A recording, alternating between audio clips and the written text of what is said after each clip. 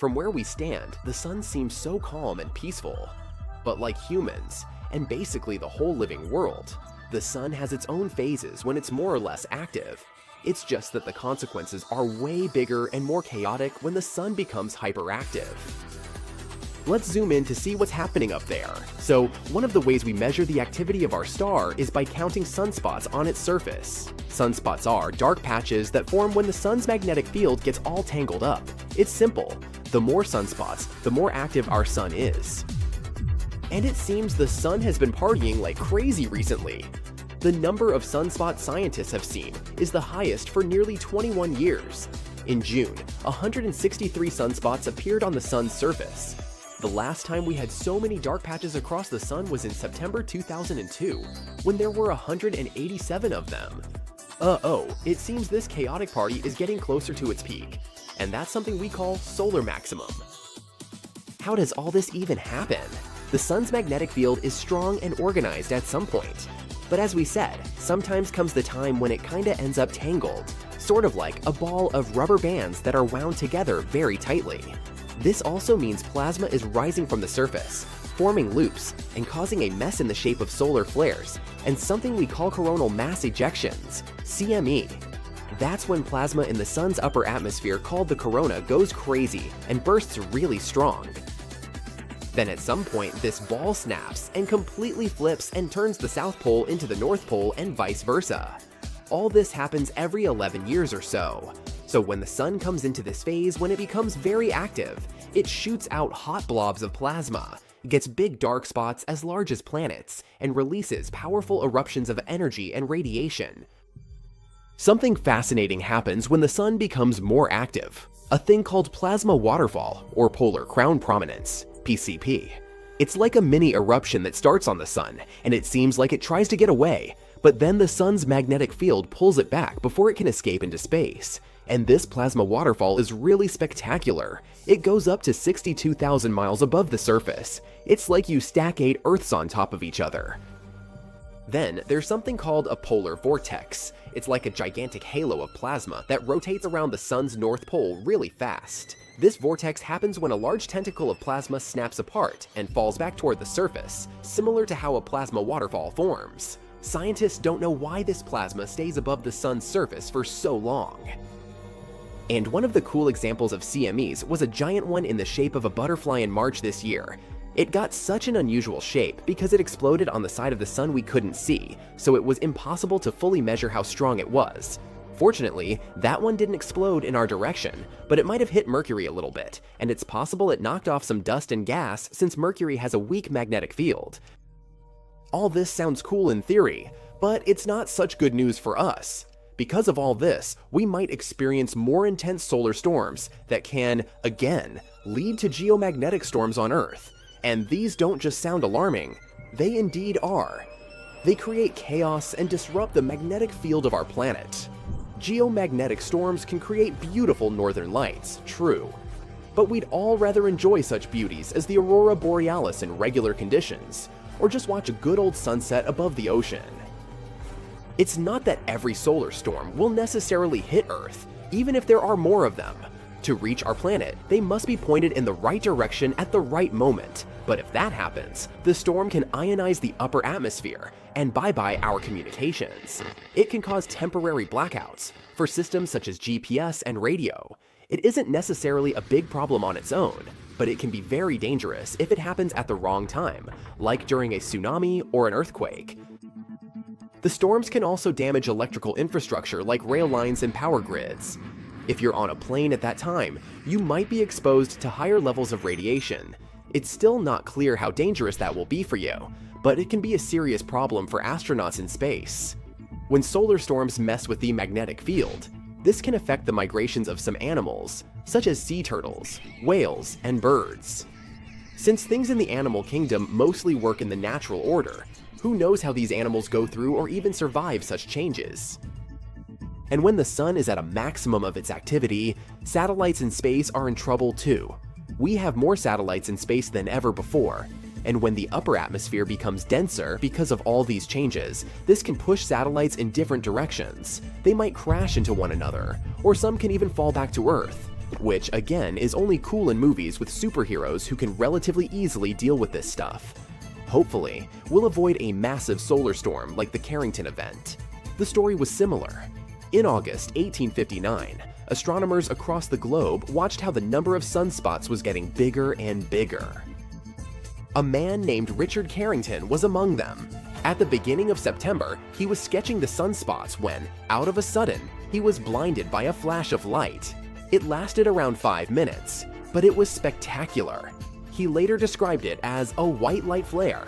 It was a very strong coronal mass ejection, CME, and in only 17.6 hours, this storm crossed the long way between the sun and our home planet, 90 million miles, and unleashed its force on us, even though this usually takes days. And when this storm started, telegraph machines across the world sparked. Operators got electric shocks, and paper even caught fire. People were really scared and confused because they had never seen such bright skies before. Some even thought it was the end of the world. The next day, telegraph workers still couldn't work properly because Earth's atmosphere was still charged. They even managed to send messages using the auroral current instead of regular electricity. But it brought something incredible too, stunning auroras in the sky. People in Hawaii and Cuba could see beautiful northern lights, while those as far north as Chile could see the southern lights. It's all slowly but steadily escalating. Take solar flares, for example. These are powerful bursts of energy from the sun. In 2022, there were 5 times more of these flares compared to the previous year, plus the strongest ones. X-class flares have been getting stronger and more common than before too. And this might be way more extreme than anyone thought. Plus, it's likely to start a little bit earlier than we predicted. Scientists first thought the peak would happen in 2025, but it seems it could even occur by the end of 2023. We can't completely protect ourselves if a solar storm hits us directly, but we can still do some things, like ground planes, adjust the paths of satellites in space, and try to make sure vulnerable infrastructure stays safe. To do all this, we need better solar weather forecasts to help us get ready for the worst. All this might sound very bad at first, but don't worry, solar flares won't destroy our planet. They do send charged solar material toward us at pretty high speeds, but it's not like we're completely doomed if these things hit us. Our planet won't leave us unprotected. We still have the atmosphere and magnetic field that keep us relatively safe. Our thick atmosphere is like a shield that blocks radiation that might harm us. So, these solar flares can mostly affect technology, but they won't destroy Earth. I guess we have our own superheroes, after all. Hundreds of millions of rocks orbit the sun within the asteroid belt between Mars and Jupiter, but only some of them come relatively close to Earth. NASA classifies asteroids orbiting within 48 million kilometers of our planet as near-Earth objects, NEOs. And inside this group, there are particularly worrisome objects. Those are so large and orbit so closely to our home planet that they could turn into a real threat to the world should a direct collision occur. At the moment, NASA is keeping a close eye on an asteroid named Bennu. It's a fairly large space object, 1,610 FT across, that might smash into our planet in 159 years. According to experts, the asteroid, which was first spotted in 1999, is quite likely to drift into the orbit of our planet. If it happens, it might collide with Earth by the 24th of September, 2182. Asteroid Bennu is thought to be taller than the Empire State Building. If it hits our planet, the collision will release 1,200 megatons of energy. That's an enormous amount of energy that nothing built on Earth could produce. Scientists from NASA believe that during the flyby in the 22nd century, there is a tiny chance that the asteroid will pass through a gravitational keyhole. That's a region of space that might set the space traveler on a certain path, which could result in the asteroid crashing into Earth. Bennu flies by our planet every 6 years. It has had 3 close encounters with Earth, in 1999, 2005, and 2011. These days, scientists estimate the chance of the asteroid hitting our planet by 2182 as 1 in 2,700. That's more than 5 times a person's chance of being struck by lightning. But even though Bennu's chances of colliding with Earth are quite low at the moment, the space rock has still been categorized as a potentially hazardous asteroid. All because it might come as close as 7.5 million kilometers from Earth. That's the reason why it's also classified as a near-Earth object. Bennu is a carbon-rich asteroid that formed in the first 10 million years of the history of the solar system. That's around 4.5 billion years ago. No wonder this space body holds precious clues to the origin and development of the rocky planets of our solar system, which are Mercury, Venus, Earth, and Mars. Even better, it may contain organic molecules similar to those that are crucial for life to evolve. In 2020, NASA's OSIRIS-REx, Origins, Spectral Interpretation, Resource Identification, and Security Regolith Explorer managed to briefly touch the surface of the asteroid. It collected some samples and propelled off the space rock afterward. For NASA, it was the first mission of this kind. But it won't probably come as a surprise that Bennu isn't the only asteroid we should worry about. Asteroid 99942. 9942 Apophis is another space body we'd better watch out for. It's a near-Earth object about 335 meters across. It was discovered in 2004, and at first, it was identified as one of the most dangerous asteroids ever detected. Apophis gained notoriety very fast. It was believed to pose a serious threat to Earth. Experts predicted that it would come uncomfortably close to our planet in 2029. Luckily, after a more careful examination of Apophis and its orbit, astronomers concluded that there was no risk of the asteroid colliding with our planet for at least a century. The risk of an impact in 2029 was ruled out completely, as well as the potential impact that could be caused by the asteroid's close approach in 2036. Interestingly, until March 2021, there was still a small chance of a collision in 2068.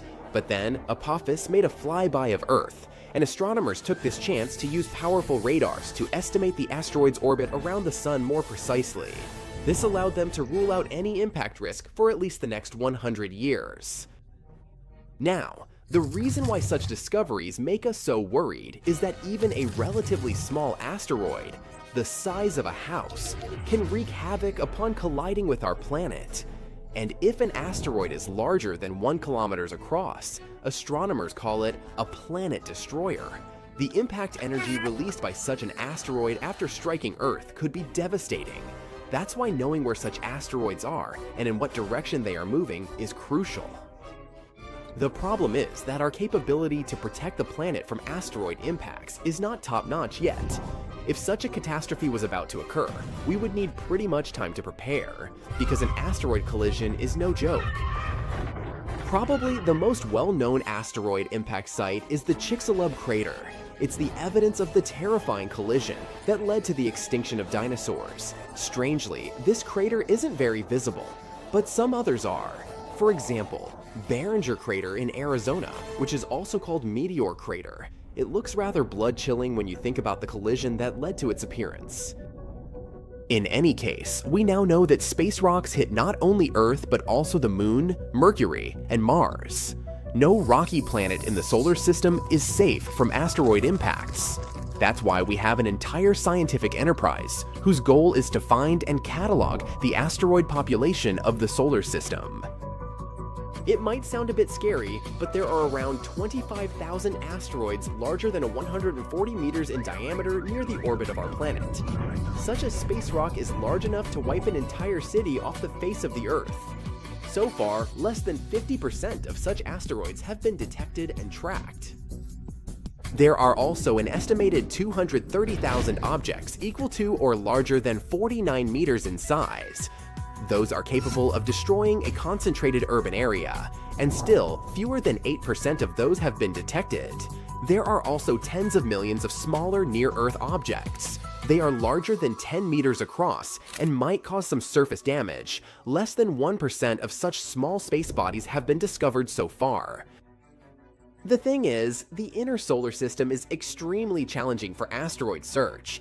Each night, there are only 2 10-minute windows when astronomers can observe the region, all because the sun's glare creates a very bright background glow. Plus, the atmosphere of our planet also distorts and blurs observations. Spotting asteroids in such conditions is beyond the capabilities of most telescopes. A really unique instrument is needed to fulfill this task, and the tool of choice is the Dark Energy Camera, DEC. At Cerro Tololo Inter-American Observatory in Chile, this device wasn't designed to hunt asteroids. Researchers built it to search for another elusive target, dark energy, the mysterious force driving the expansion of the universe.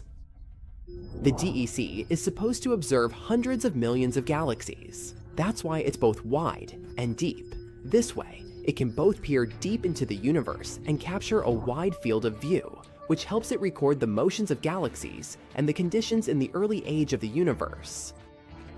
But it also means that the DEC is perfectly suited to spotting asteroids near the sun.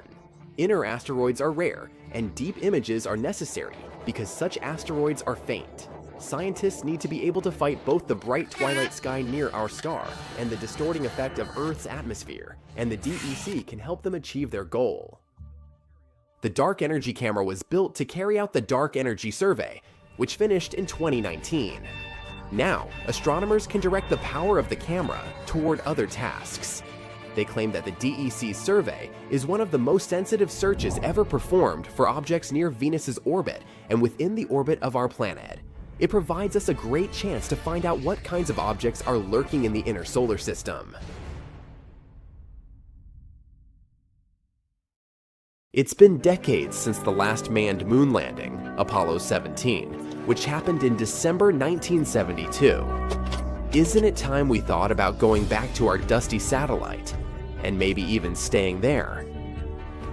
NASA has made a promise on this subject. They're preparing to send astronauts on the moon again, perhaps by 2025. This will all happen through a program called Artemis. It's also going to include the first woman ever to experience the lunar surface. Now you might ask, why haven't we done this already? One former NASA administrator said something interesting on the subject. It's not because of scientific or technological issues. Problem was that the potential projects took too long and were just too costly. You see, space travel, especially when it involves humans, isn't easy on the pockets. It's true that, in recent years, NASA had budgets of billions of dollars. Sure sounds like enough money, right? Well, not when you check out their to-do list. That's because they have to consider everything, from telescopes and giant rocket projects to missions also targeting the Sun, Jupiter, Mars, and beyond. When you look at it this way, NASA needs to be very good at budgeting to achieve all those goals.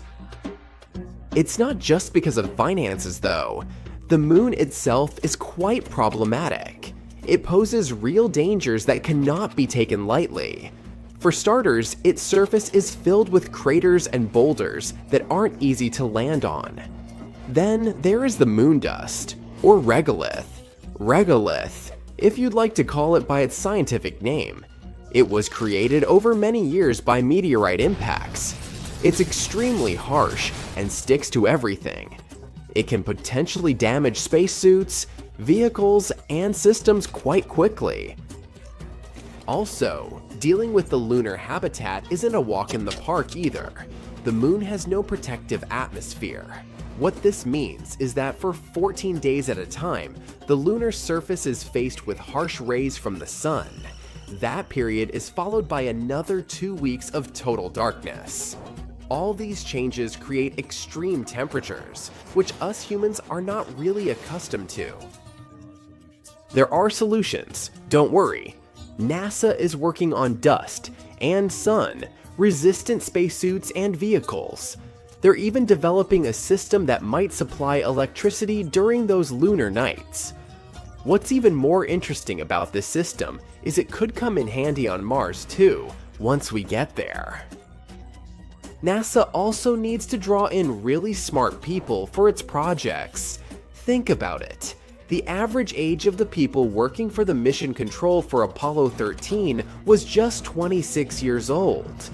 And these people had already been part of numerous missions by that time, which means they'd had considerable experience from a very young age. But here's where other individuals can help too. In recent years, it wasn't just NASA who's been working tirelessly to revolutionize space travel.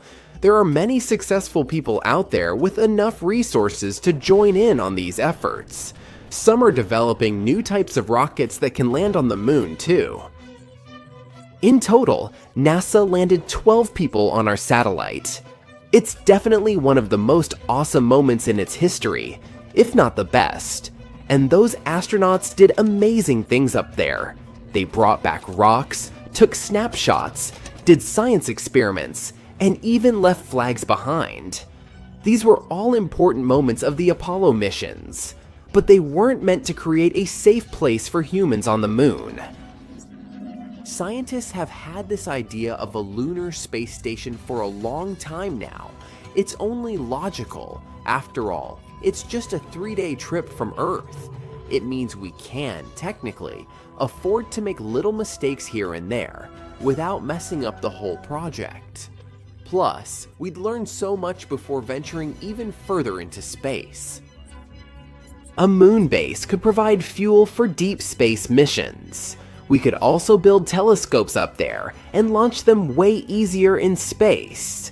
It could also help us in another important project. Figure out how to make Mars habitable too. Not to mention, a lunar space station would help us learn more about the moon's origin.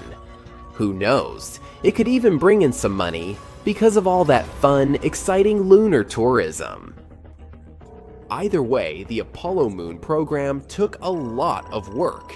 For starters, let's look at the sheer number of people involved. Around 400,000 from every corner of the states. Not everything was picture perfect. Tough. There were two main unfortunate events. Firstly, a fire mishap at the launch pad of Apollo 1. Secondly, an oxygen tank decided to throw a tantrum on Apollo 13, causing severe issues mid-mission. An important part of the project was Saturn V. It is to this day the most powerful rocket flown successfully, being 36 stories high. Still finding it hard to picture? This rocket stood twice as tall as Niagara Falls. Thanks to Saturn V, NASA successfully completed 13 missions. This included chauffeuring 24 astronauts towards the moon, with half of them even having a little walk on its surface. The existing rockets and space shuttles can't go beyond low Earth orbit. In simpler terms, they can't reach the moon with all the gadgets astronauts need to thrive. Current space vehicles are just not capable of carrying that load, at least not since the Apollo missions happened.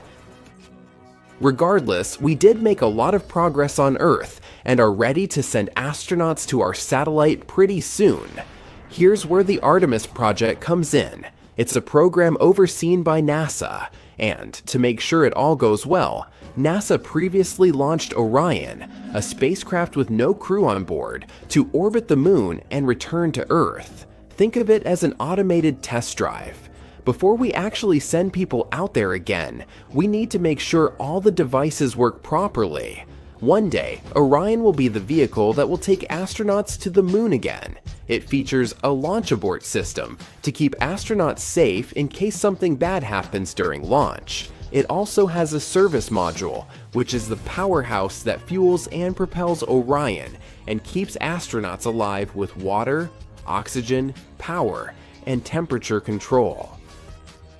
All these future projects make one wonder, what will life on the moon be like anyway? We can only use our imagination for now.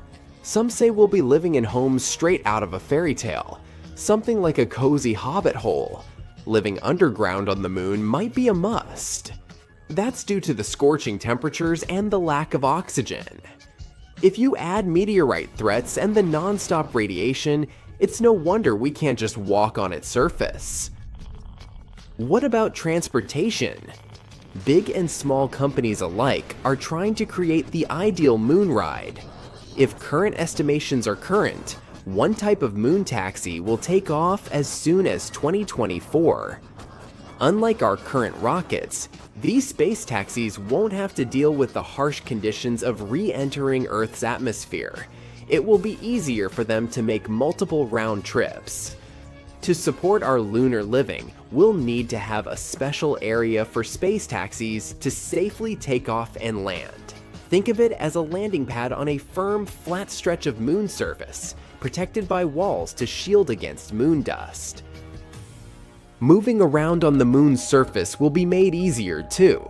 The next generation vehicles we're talking about will have their own controlled environment, which means you won't need a spacesuit while inside. Should feel like stepping out of your space ride for a bit. Then of course, you'll need to put on your spacesuit. Alright, so we've got our homes and our rides sorted, but what about fuel? That's where the moon throws us a lifeline. The moon's lighter gravity means we don't need as much power to escape its pull. Plus, the moon has ice, and that's super handy. We might be able to convert this ice into rocket fuel. We'll need dedicated space gadgets to help gather this ice. One such tool is called Trident. It's like a drill, perfect for digging into the icy moon's surface. Additional robotic helpers would then turn this ice into fuel and deliver it to a space gas station. If this works, rockets on their way to Mars could stop by for a quick fuel top-up before continuing their journey. Hey there, imagine a place on Earth that's just like Venus. It's Chile's Atacama Desert. I assume you wouldn't want to spend your holidays there. Similar to other deserts, this one isn't exactly the friendliest place. It's a long stretch of land close to the Andes Mountains. This makes it one of the driest spots on the planet. In fact, it's so dry that only a few places in Antarctica have stayed without rain for longer. This tough environment has some benefits to offer. Because it's located high up and doesn't have many clouds or a lot of light pollution, it's become the perfect home for advanced telescopes. These telescopes help us explore the cosmos. A new study from June 2023 revealed that this desert is even weirder and more out of this world than we had thought. It makes sense that a desert as dry as this one gets a lot of sun. On average, it has about 308 watts of sunlight per 0.9 square meters. That's almost twice as much as places like Europe or the eastern United States get. Raul Cordero is a scientist.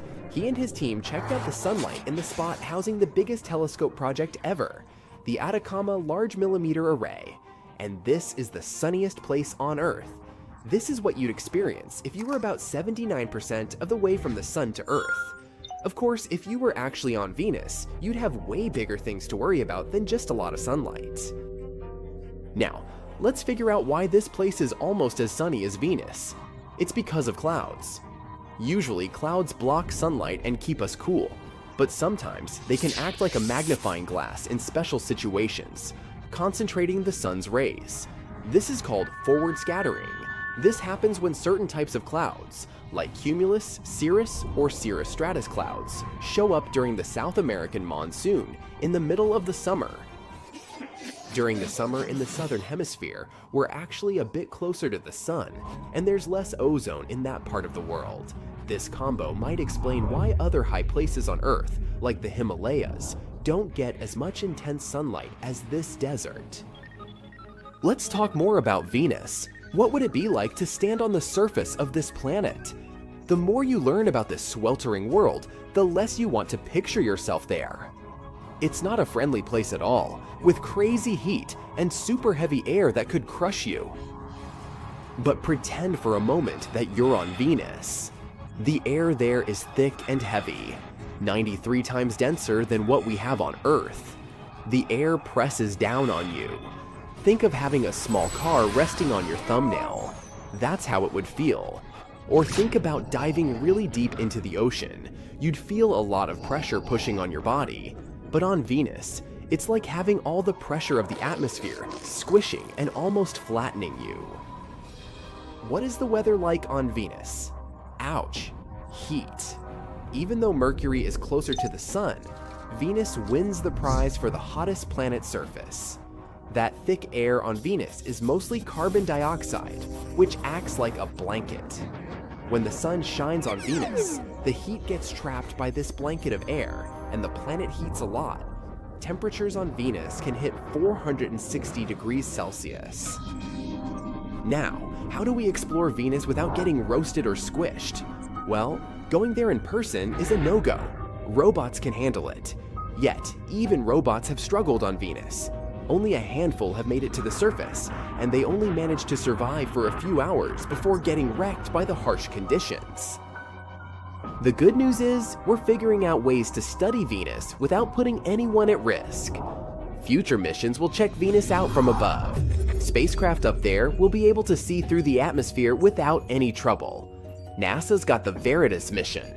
Its aim is to make detailed maps of Venus from orbit, giving us a new view of the place.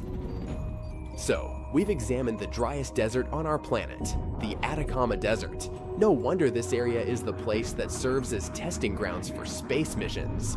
But despite how arid this region is, there's life there. This is a realm of flamingos and lagoons. The place has colossal salt flats that extend for 12,000 square kilometers at a depth of 25 meters.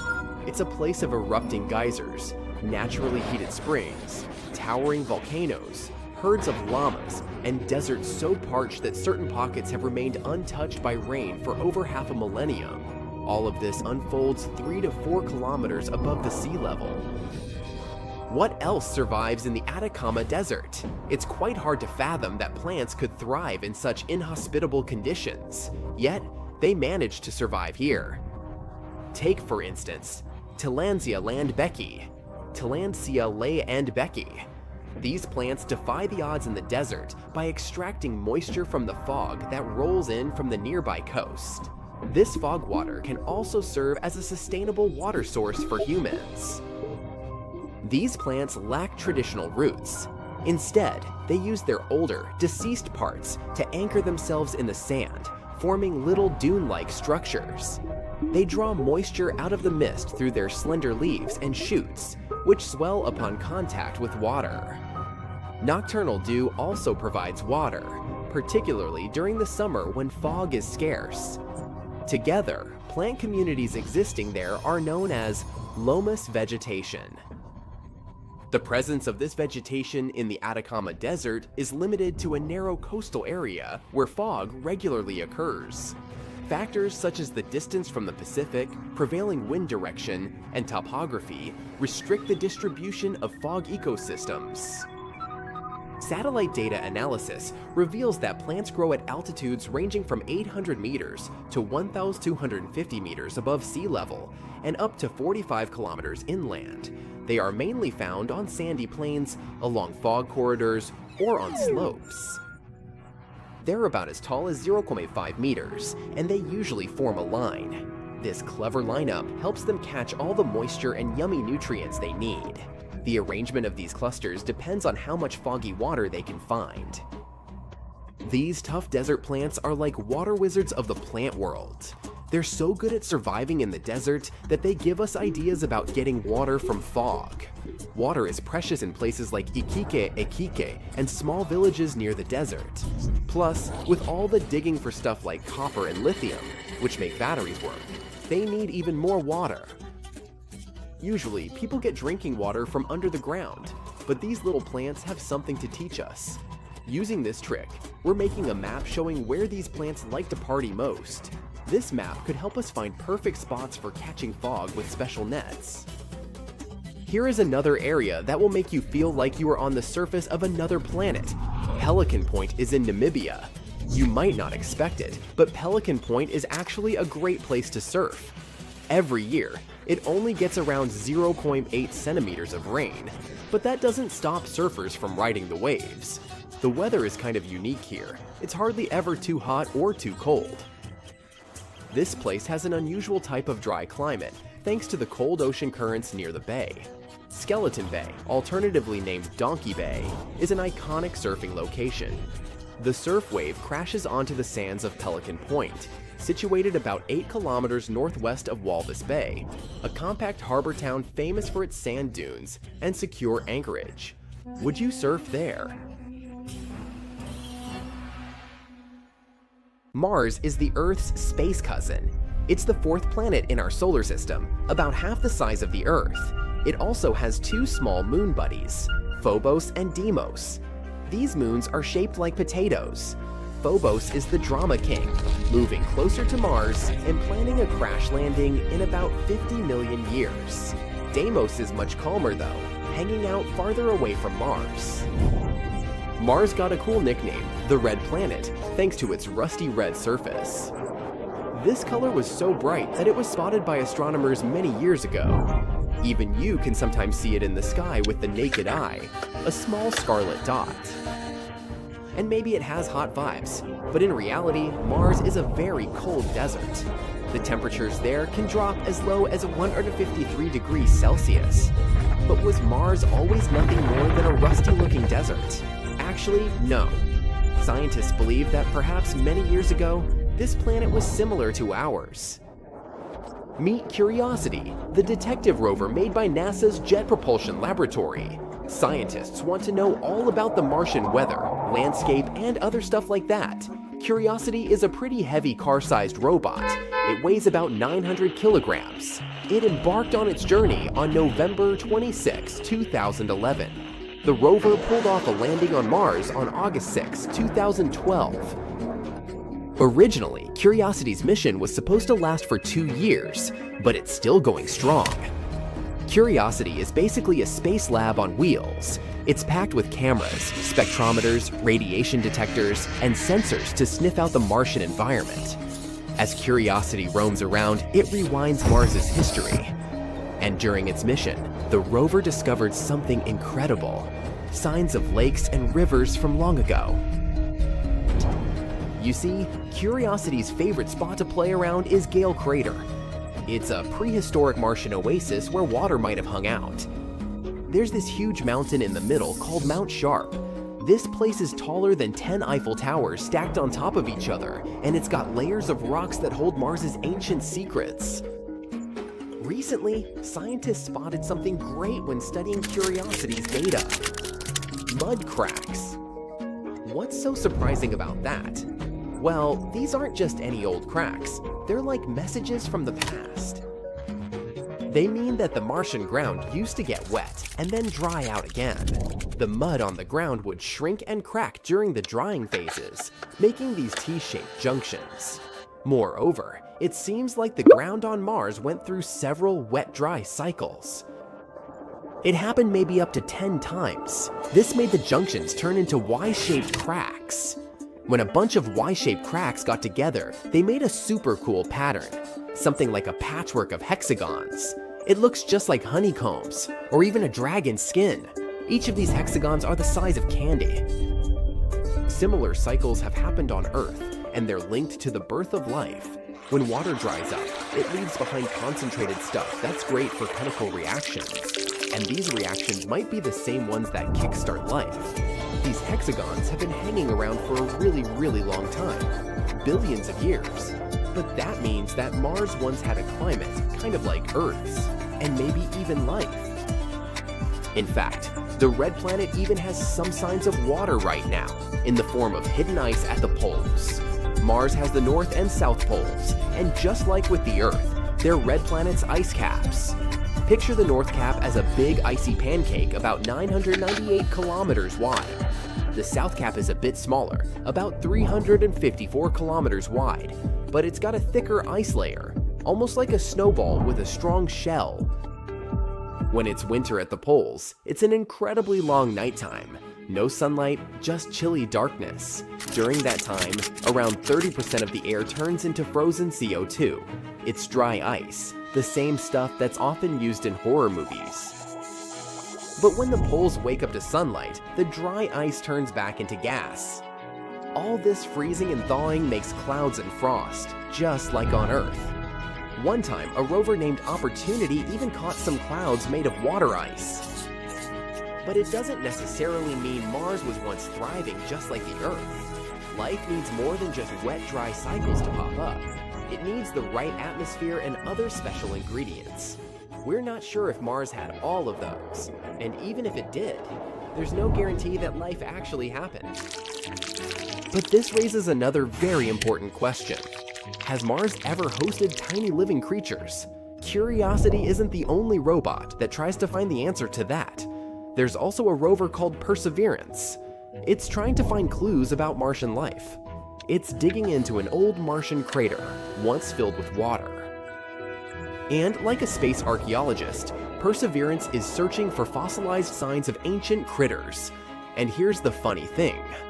Some scientists think that we've stumbled upon it almost half a century ago. The only problem is, we might have accidentally destroyed it. It happened even before Curiosity started rolling around Mars. Back in the 1980s, two cool NASA's landers, Viking 1 and Viking 2, made a pit stop on the Red Planet. These landers took a selfie, and then they also did some funky experiments on the Martian soil, all in the name of finding signs of life. What they found is some weird organic stuff called perchlorate. It's a compound that we use in fireworks or rocket fuel, but most results didn't seem that promising.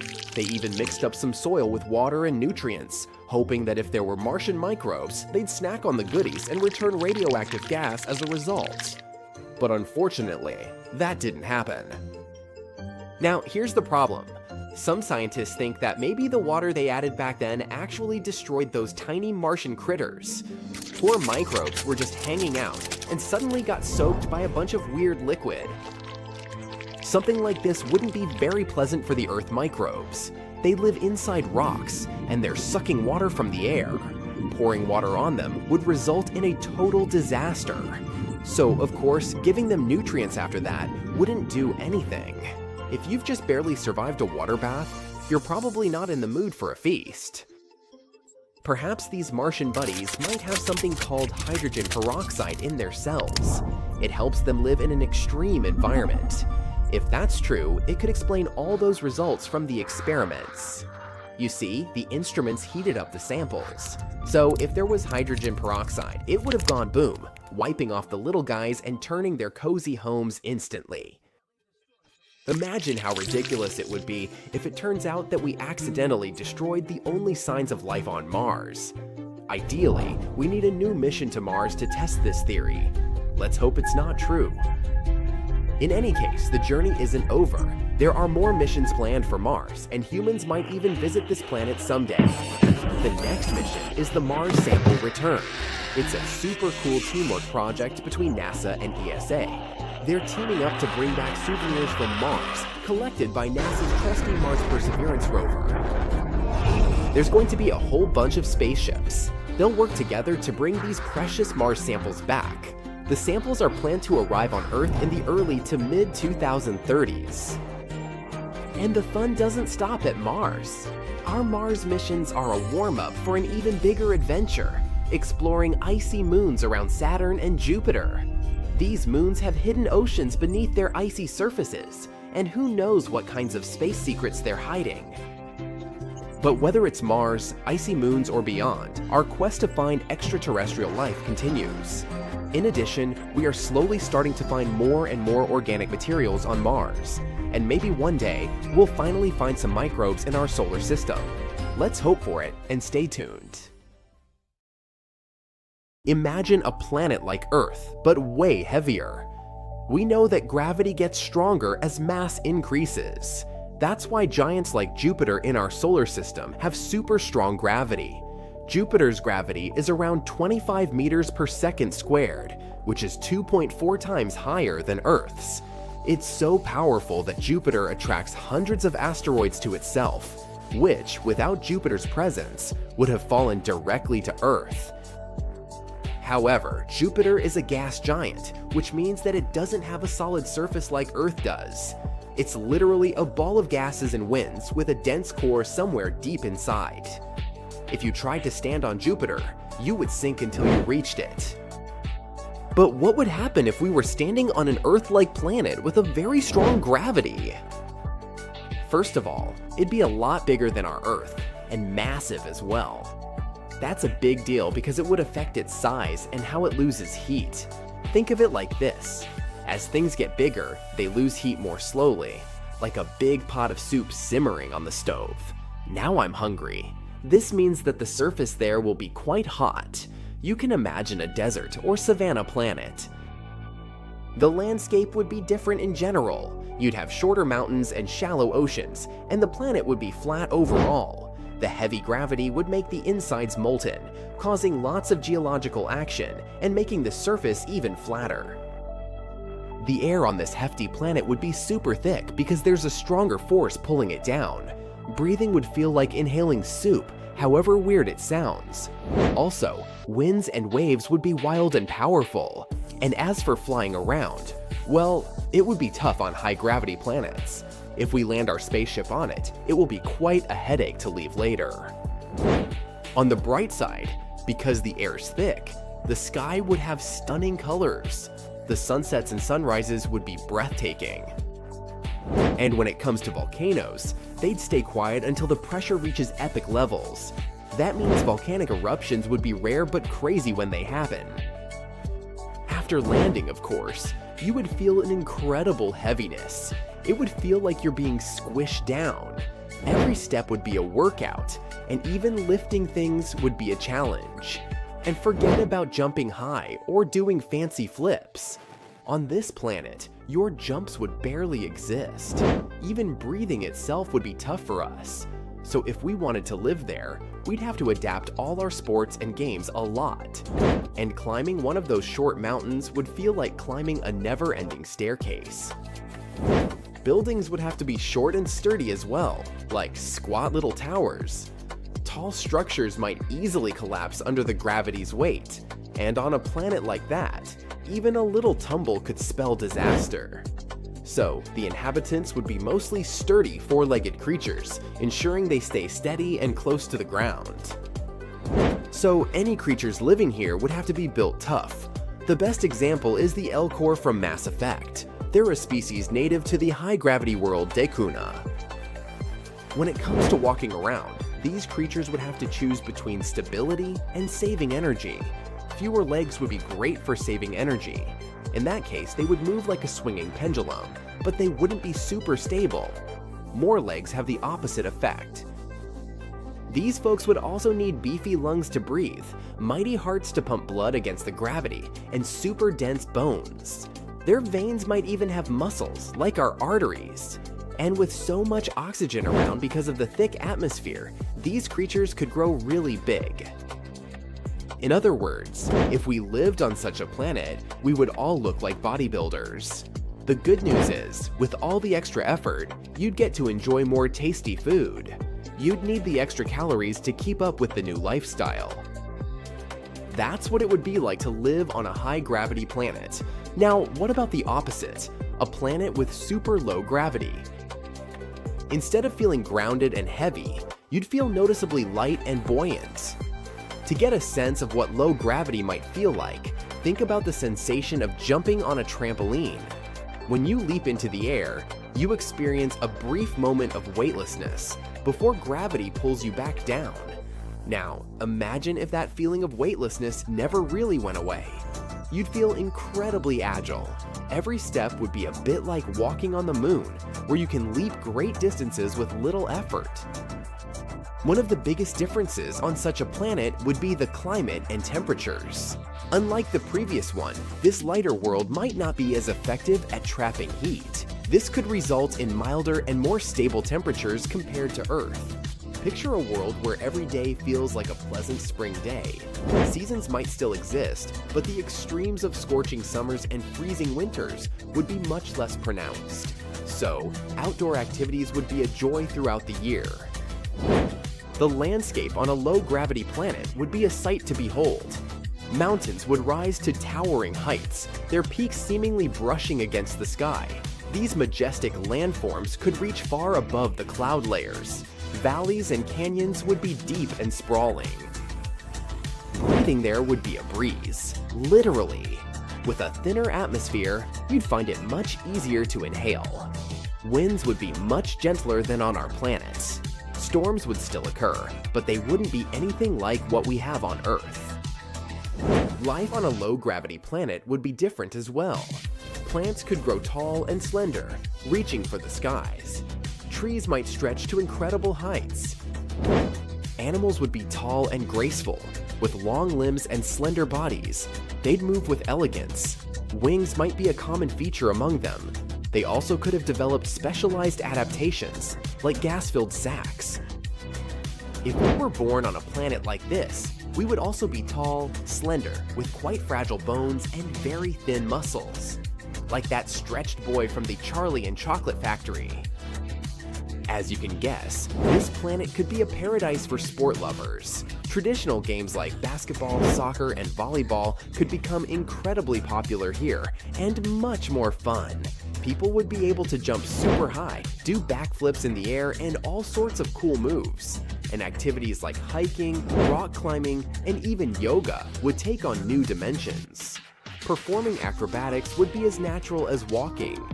And all the hard everyday tasks that require lifting and carrying would feel effortless. Architects and engineers would have a field day designing buildings in this world. They would be able to build very tall and elegant structures reaching the skyline.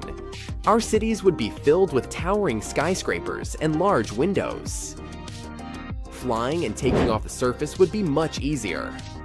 On Earth, launching a spacecraft into orbit requires a tremendous amount of energy. But on a low-gravity planet, escaping the atmosphere would be far less demanding, which means that humans would be able to travel more, and exploring space would become much easier and cheaper. Of course, all that means that transportation would also benefit from the low gravity. Air travel would be incredibly efficient, with aircraft gliding effortlessly through the thin atmosphere. Elevators in tall buildings would operate with minimal energy consumption. And in general, since the planet is probably smaller than Earth, traveling there would be much faster. There might be some challenges though, like fragile bodies and health problems. Also, we would probably get tired faster because of all the muscle atrophy and other things. And perhaps the ecosystem wouldn't be as diverse as it is on Earth.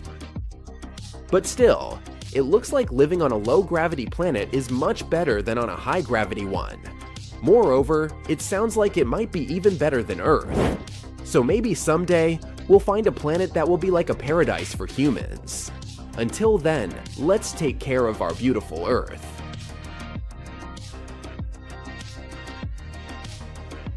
Imagine if somewhere, trillions of light years away from our world, there's another version of you watching this very video right now.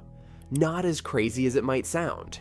The multiverse theory is having its time of the day. From Marvel's movies to Spider-Verses to the recent famous hit, Everything Everywhere All at Once. But it's not just some wild sci-fi concept. Physicists have been talking about this theory for decades. Let's see what they say. Do parallel worlds exist? If they do, let's hope that this is the reality where you click that subscribe button before diving into the video. Everything starts with the Big Bang. Before the Big Bang, the universe with everything we know was crammed into an unbelievably tiny, super hot, and mega dense point. Our universe is about to burst into existence. And then, boom! The most colossal event you can imagine happens. In an instant, this tiny point expands with an indescribable speed. It's the beginning of everything: time, space, and all the galaxies that surround us. Then, like an extremely hot balloon, the universe started stretching out in all directions. Which sounds logical, but what's curious is that this inflationary epoch lasted for an incredibly brief time, in less than a blink of an eye. It's like the universe hit the fast forward button, and then started eventually slowing down over time. After this speedy phase, the universe kept growing, but at a normal pace.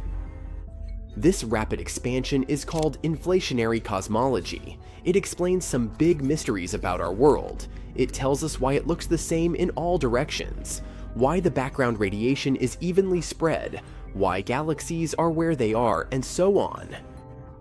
The details of how this cosmic inflation works are still a bit mysterious, but scientists are on it, and the theory itself is universally accepted. But it wasn't always this way. To scientists, this idea sounded like insane sci-fi at first.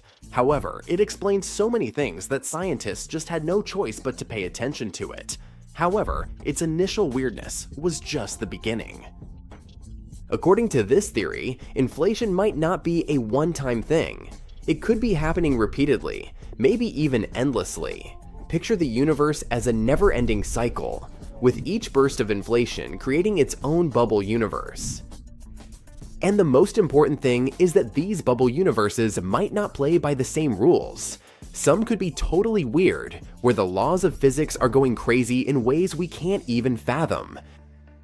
Which means that there might be a whole constellation of bubble universes out there. However, we can't directly see these other bubbles. They exist beyond the edge of our spotlight.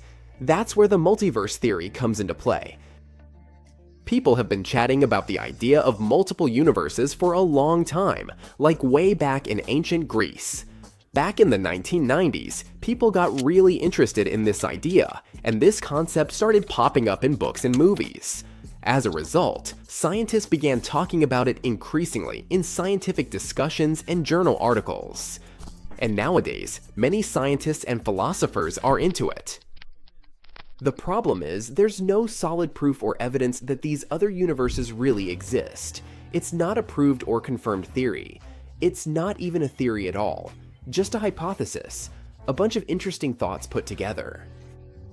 Before we draw any conclusions, we need much more clues and evidence. And unfortunately, it's hard to find the evidence of parallel worlds when we can't live or look past our own. Which is why many scientists believe that it might not be real. But not everyone agrees with that.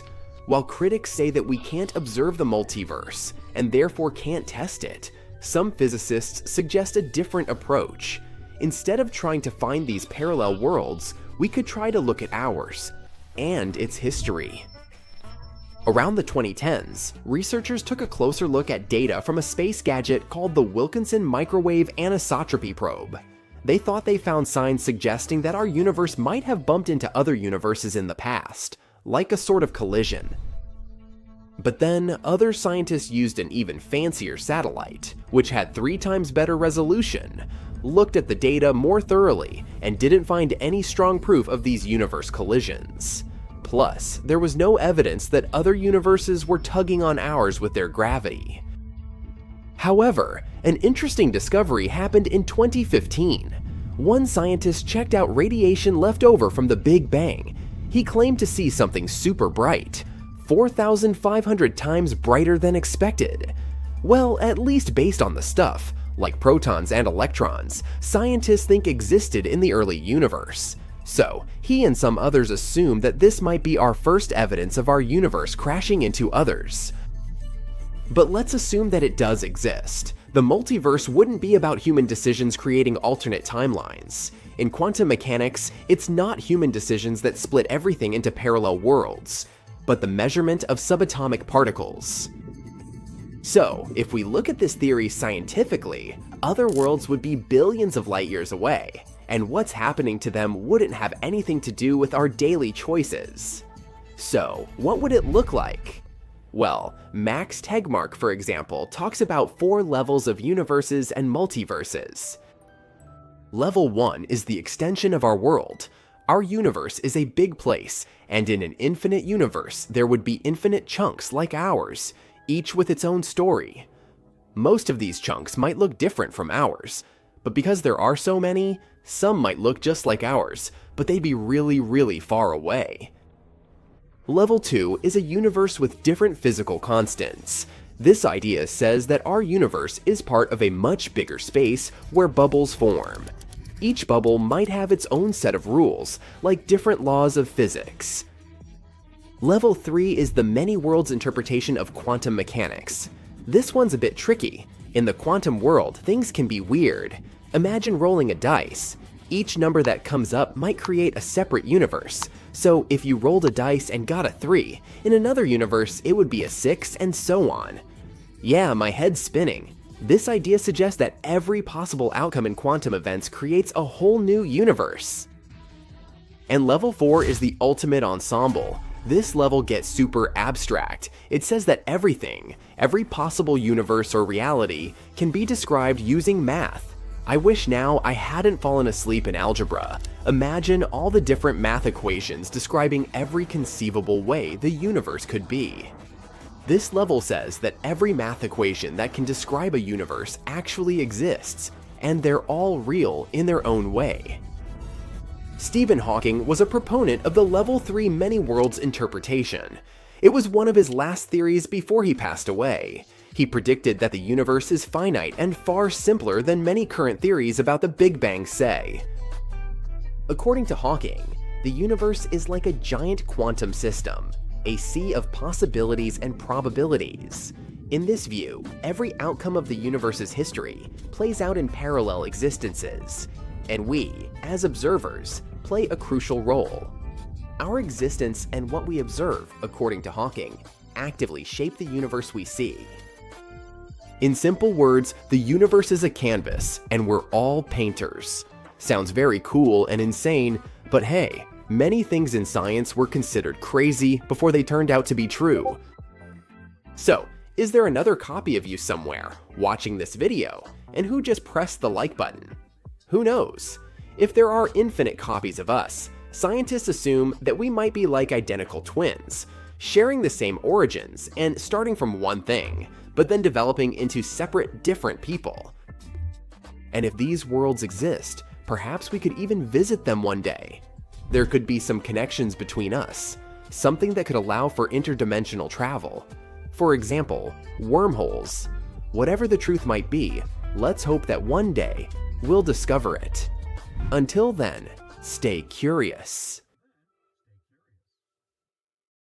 Buckle up, fellow space enthusiasts, because we're about to uncover the celestial secrets that have been unveiled this year from June 2023. First of all, we've discovered some real astral monsters. Imagine looking up at the night sky and seeing stars that are not just big, but absolutely enormous. Scientists have been using a special telescope called the James Webb Space Telescope to explore the early days of the universe. And during their adventure, scientists stumbled upon ancient stars that are 10,000 times bigger than our sun. Yes, you heard it right, 10,000 times. These giants of the stellar world were some of the very first stars ever to form in the universe, billions of years ago.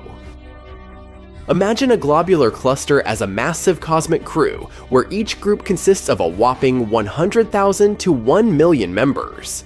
These clusters are like giant family gatherings, with all the stars being born around the same time. But what makes these newly discovered monsters so special? Well, their cores, or their central parts, are way hotter than what we see in stars today. Scientists think that this intense heat might be due to a lot of hydrogen burning at really high temperatures. It's like they're having a galactic barbecue party. Something fascinating happens in these globular clusters.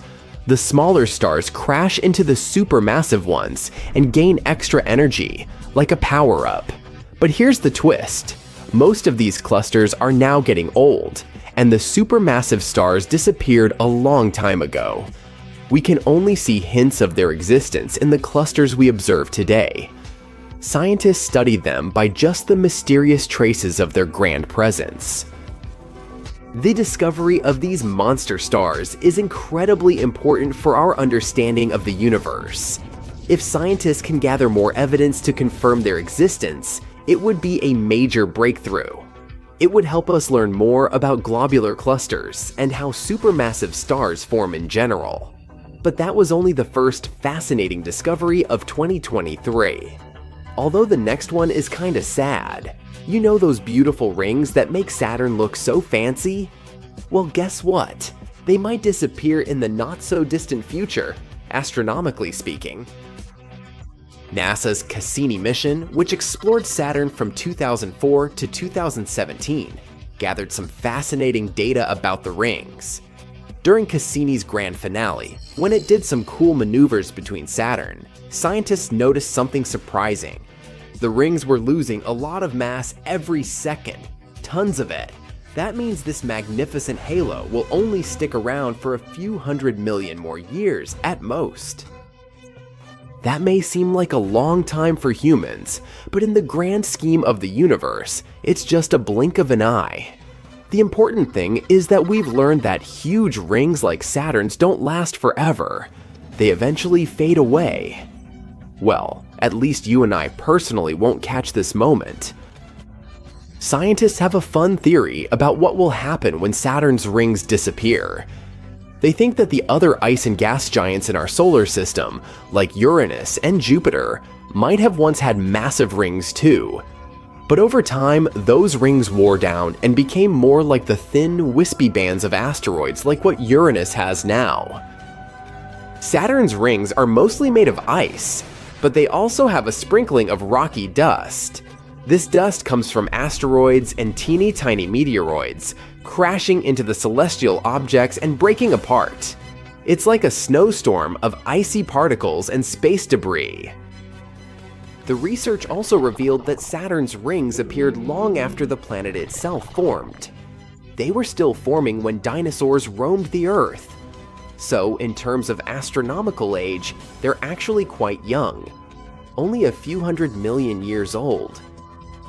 This discovery has got scientists all excited because it means something dramatic happened in Saturn's past to create this stunning icy disk. But this is a mystery waiting to be solved. Scientists want to figure out what exactly caused the rings to form and why they have such a breathtaking structure. Let's hope they'll figure it out. But moving on to something more optimistic, we have another exciting space news. Recently, scientists have been studying one of the most distant galaxies in the universe, and they found something amazing: organic molecules. The galaxy in question has a long name, SPT044847. It's over 12 billion light-years away from our little blue planet. Can you even imagine that distance? It's the farthest galaxy ever known where complex organic molecules have been found. That's why looking at this galaxy is like looking at something from when the universe was just a baby. We have no idea what this galaxy looks like now. The light that has reached us is what it looked like when the universe was only 1.5 billion years old. Imagine being able to see things from so far in the past. So, what they found is something with a very complicated name: a polycyclic aromatic hydrocarbon molecule, or simply PAH molecule. You might be wondering, what in the world is that? Well, guess what? You can actually find these molecules right here on our planet. They can be in things like the smoke from car engines or even forest fires. PA molecules are made up of chains of carbon atoms, and here's the super cool part: they're considered the basic building blocks for life. Imagine that. Life's building blocks, those tiny carbon chains, being discovered in a galaxy that's so far away. That's like finding a needle in a haystack. They also found out that gas floating around in that galaxy is filled with heavy elements. That's a big deal, because it suggests that many stars have come and gone there, creating all these amazing elements. This means that this galaxy can be potentially rich in many other elements too. This discovery opens up a world of possibilities and raises so many exciting questions. How did these molecules form in a galaxy so distant? And since we're looking into the past, what could have happened to these organic molecules during this time? Could they have evolved into life? We're only scratching the surface of the incredible things waiting to be uncovered. By the way, if it's so far, how did scientists even manage to discover something like that?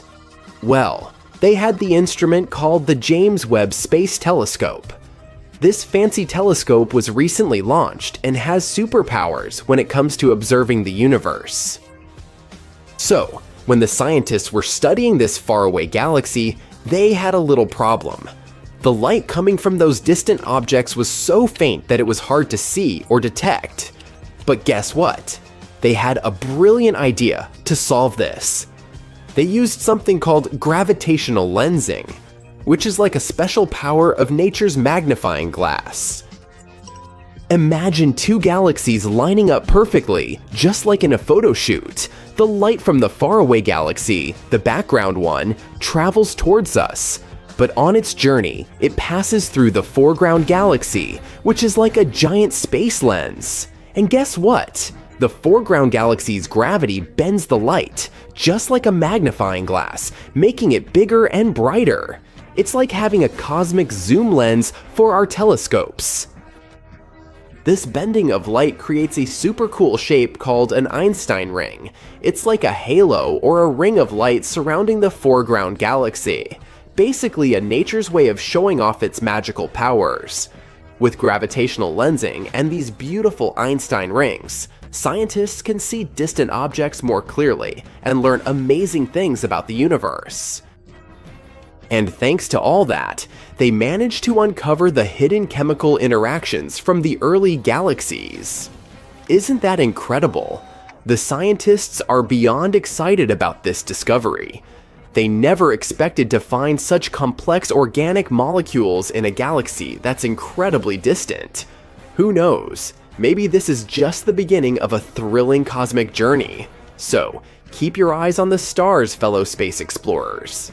The universe is full of surprises, and who knows what other mind-blowing discoveries await us out there. Let's hope we'll learn even more in the future. Ah, what a nice cosmic family. Meet Mars. I bet you've met him before. These two little guys are Phobos and Deimos, Mars's small moons. But it seems like Mars isn't treating the little ones the right way. Phobos and Deimos are believed to be captured asteroids. However, Phobos is gradually moving closer to Mars due to gravity, and it is predicted that it will eventually be destroyed by the planet's gravity within the next 30-50 million years.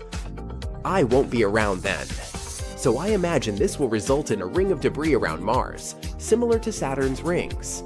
However, this process is a natural phenomenon and not an act of destruction by Mars. Apparently, Phobos is getting ripped apart by the crazy gravitational forces of the red planet. But wait, there's more. Phobos has these crazy parallel grooves all over its surface.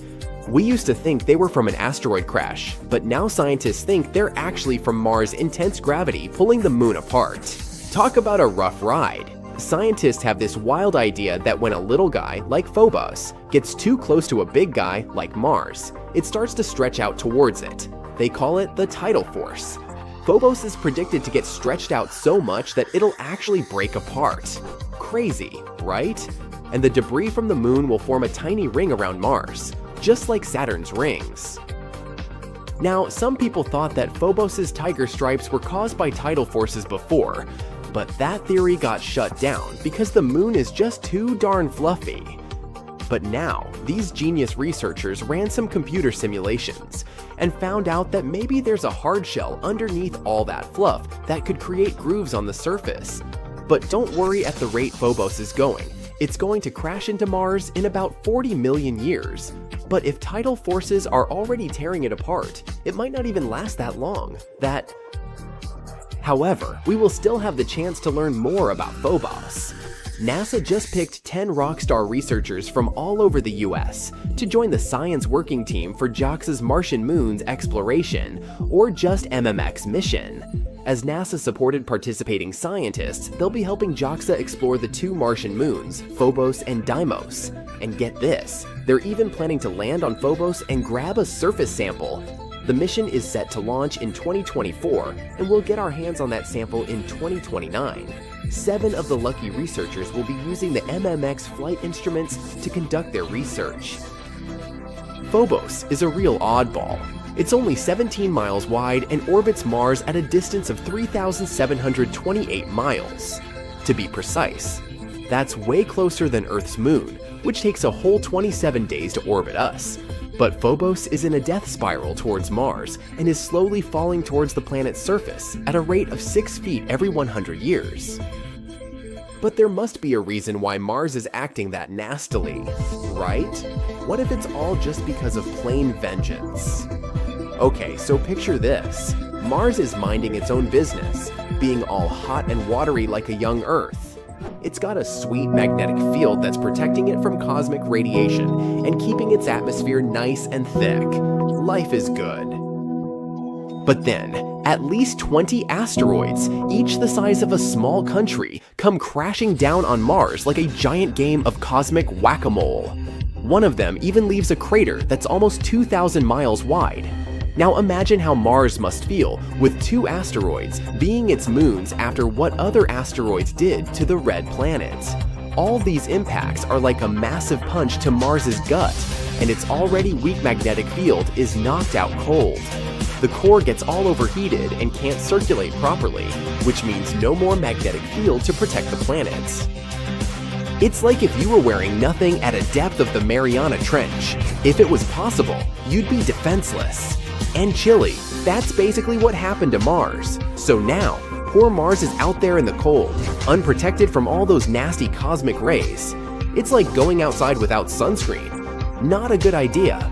But at least we can learn from Mars' mistakes and make sure Earth doesn't have the same fate. Maybe we should start investing in some asteroid insurance. But trust me, the red planet isn't mean at all. It's actually pretty friendly. While Mars seems to be pretty tough for Phobos, there's something that might be thriving with Mars' help. So get this, a team of scientists found a way to grow rice on Mars. Yeah, you heard me right. They used MMS, not the outdated way to send pictures, but a special soil called Mojave Mars Simulant. It's supposed to mimic Martian soil. But here's the catch. Martian soil has these nasty perchlorate salts that can be toxic for plants.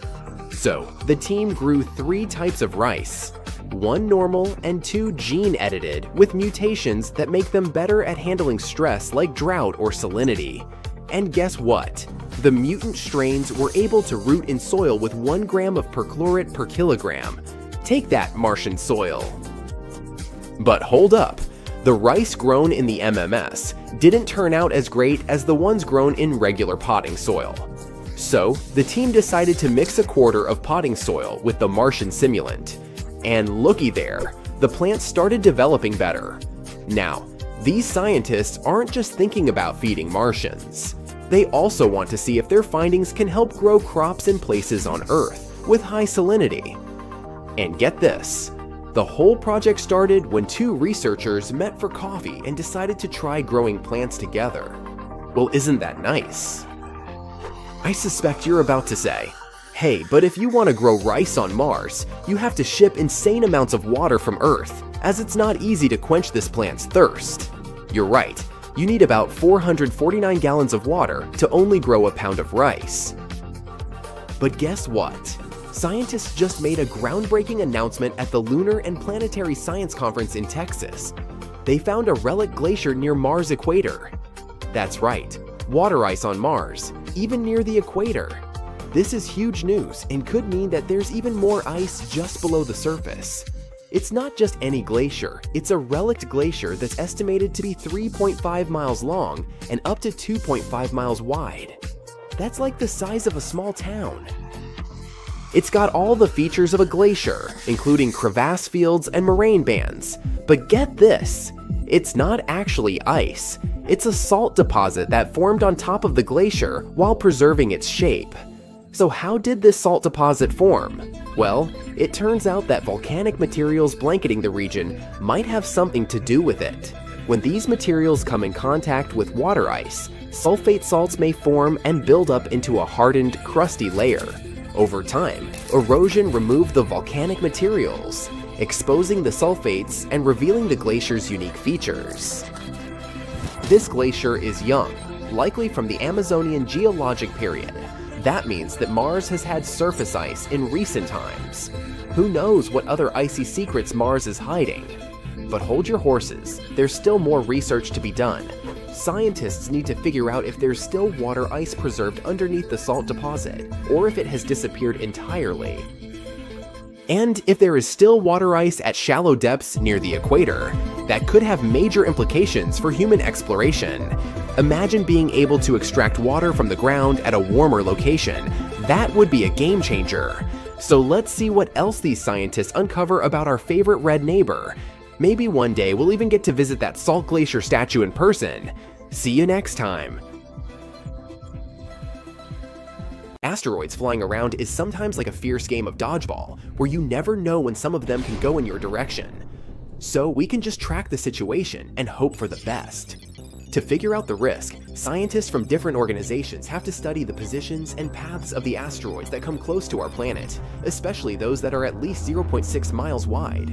And the good news is that none of these asteroids will probably hit us for at least the next 1,000 years. Phew. To give us an idea of their power, Scientists did an experiment to simulate the impact of such a gigantic asteroid. The energy released from the collision would be a mind-blowing 100,000 megatons. That's like detonating 15,000 tons of dynamite. Also, if such a big asteroid hit us, Earth would cool down significantly because of all that debris that would go into the atmosphere and block sunlight. Plants wouldn't be able to get their fuel in this case, so we'd all be in trouble, both humans and animals. Thankfully, such mammoth asteroid impacts are quite rare. The larger an asteroid, the longer it takes it to collide with Earth. For example, it's estimated that asteroids with diameters of at least 0.6 miles strike our planet about once every 700,000 years. And if we're talking about even bigger ones that are 3 miles wide, well, those are predicted to come crashing down only once every 30 million years. Yay! But hold on, don't get too relaxed just yet. Astronomers focus on really large asteroids because those are the ones that can kinda doom our planet if they hit us. Yup, you got it right, in a dinosaur kind of way. Even if one of them didn't erase us completely, the damage would still be enormous.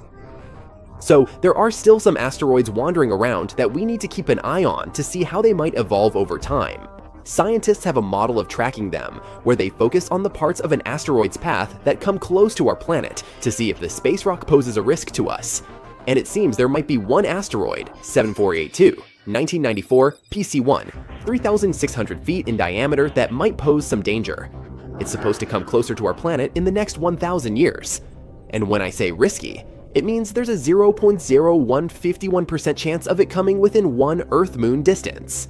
It already passed by us in 2022, but we were lucky because it was far enough 1.2 million miles. I'd say we can relax when it comes to asteroid scenarios, for now. Asteroids slamming into Earth would be new for humankind, but not for the planet itself.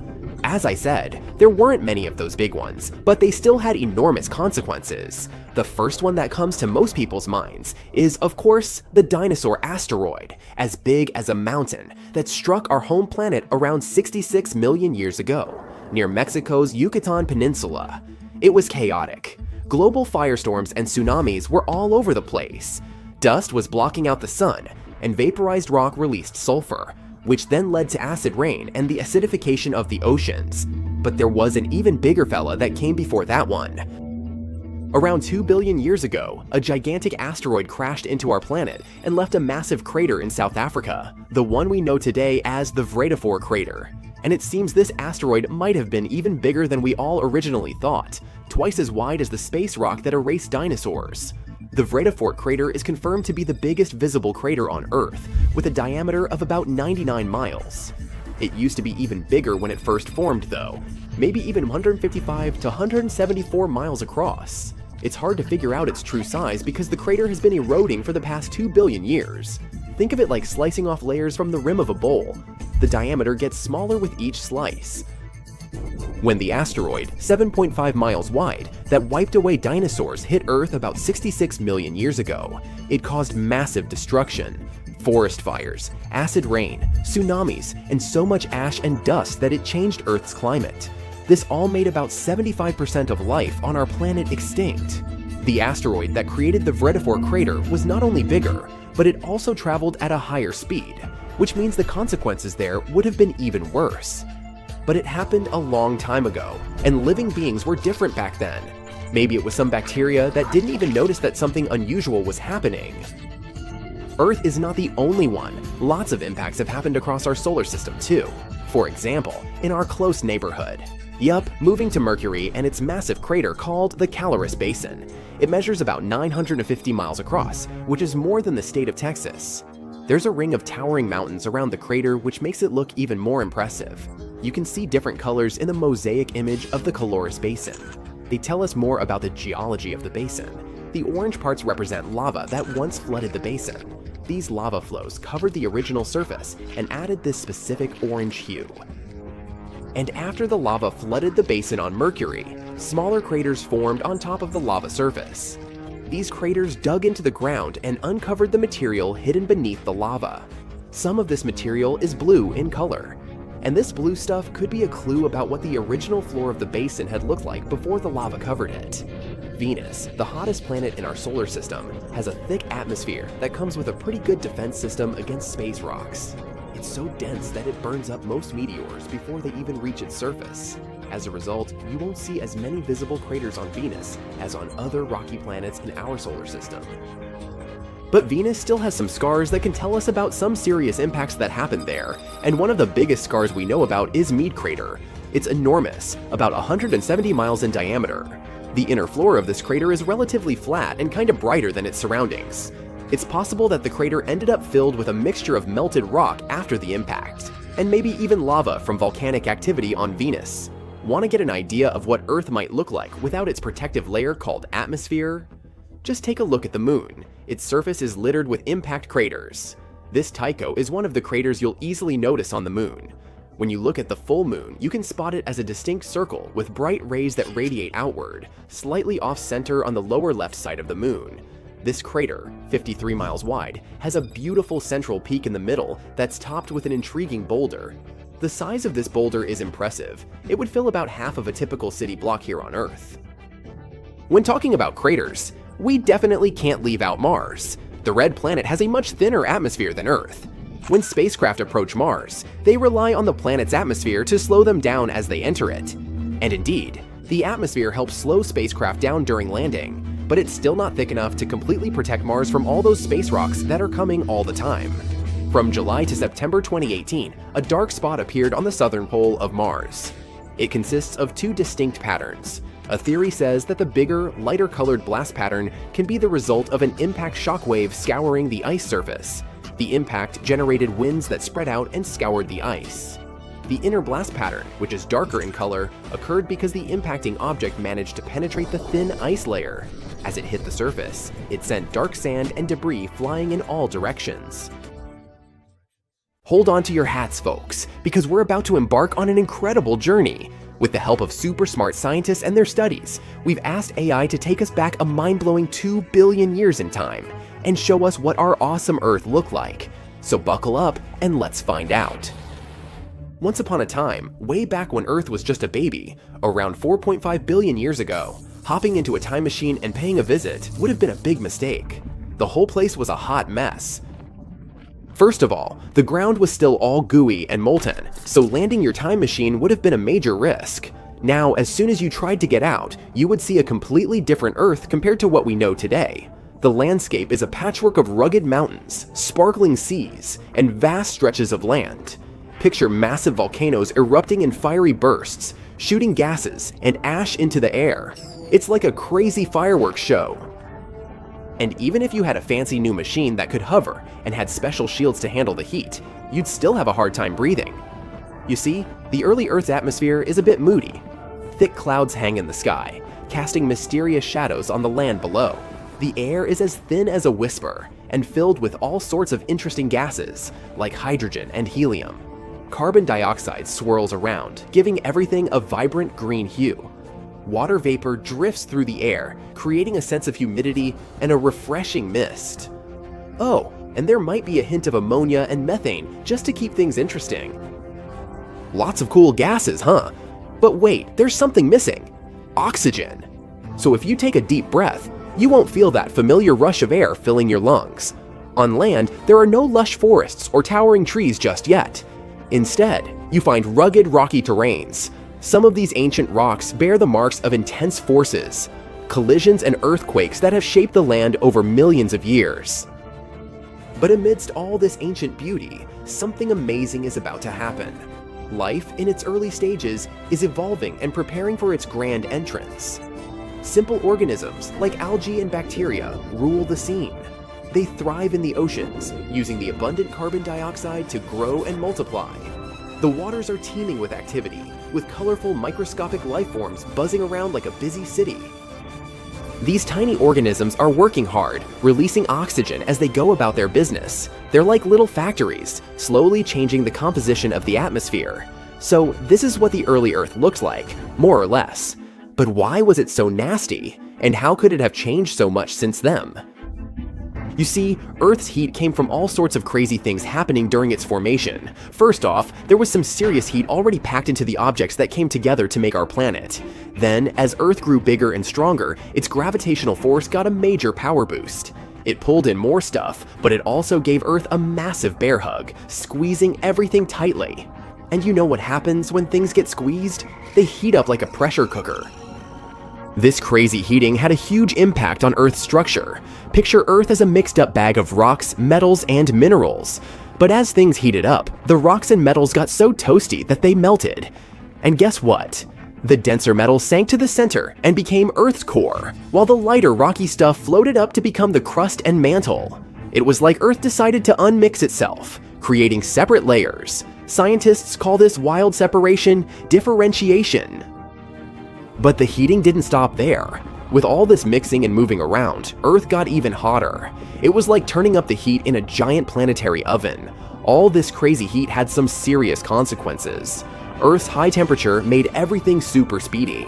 Tectonic plates were dancing like there was no tomorrow, making the surface super active and full of geological shenanigans. Oh, and that's not all. Earth also got showered by some serious cosmic visitors. Imagine this. While Earth was busy gathering up all sorts of space debris during its formation, the rest of the solar system was causing some major chaos. Saturn and Jupiter decided to shake things up by changing their orbits, sending a whole bunch of massive objects hurtling towards poor Earth. These collisions were no joke. They packed a punch that melted minerals in Earth's crust and even vaporized them. These booms were so intense that they even blew gases right out of Earth's atmosphere. Talk about a wild fireworks show. Believe it or not, we can still spot ancient battle scars from these collisions. It takes some careful detective work, but we can catch a glimpse of their aftermath. For example, there's this place called the Maniitsoq crater in Greenland. Even though there's no actual crater to see, we can examine rocks that were chilling 12.5 to 15.5 miles below Earth's surface back in the day. And guess what? They bear the marks of intense and sudden shock. Now, that's some tough neighborhood. The wildest collision of them all was with a planet called Theia. Theia, about the size of Mars, crashed into Earth with a mighty bam. It was a colossal event that changed everything. Theia's metal core fused with Earth's core, while the outer layers of both planets got shattered and tossed into space. The result? A beautiful ring of debris encircling Earth. Now, here's the coolest part. That debris didn't just float around forever. It started to come together, like puzzle pieces finding their match, and voila, we got our very own moon. Can you believe it? And this incredible moon-making process might have taken as little as 10 years or even less. Crazy, isn't it? Scientists call this whole moon-forming extravaganza the giant impact hypothesis. So next time you gaze at the moon in the night sky, remember that it's actually a huge chunk of our own planet. And by the way, Earth also had quite the adventure trying to create its atmosphere. In the beginning, our planet's first attempt at an atmosphere didn't go so well. It had a thin layer of hydrogen and helium that came along with all the stuff it gathered. But those gases were like sneaky escape artists and decided to float away into space. Bye-bye gases. Luckily, Earth didn't give up. It went for a second round, and this time it was much more successful. Volcanic eruptions came to the rescue. They spewed out all kinds of gases like water vapor, carbon dioxide, and a whole bunch of other funky ones. Even meteorites and comets joined the party, bringing lots of water and nitrogen to the mix. Earth's atmosphere was becoming quite the party. But here's the funny thing. There was no oxygen to be found during this second experiment. Nope, not a single breath of it. The oxygen that was produced by the sun's rays splitting water molecules got gobbled up by chemical reactions faster than you can say oxybummer. It wasn't until Earth's third experiment came along, life, that things started to change. Photosynthetic organisms took center stage and used all that carbon dioxide in the air to make their food. And guess what? They released oxygen as a sidekick. Eventually, the organism started belting out so much oxygen that it overwhelmed the reactions, and it began to fill up the atmosphere. It took a while though, and it wasn't until about 350 million years ago that we got the oxygen levels we have today, about 21% of the air we breathe. So, from fiery volcanoes to mysterious oceans, this glimpse into the past reveals an Earth vastly different from the one we know today.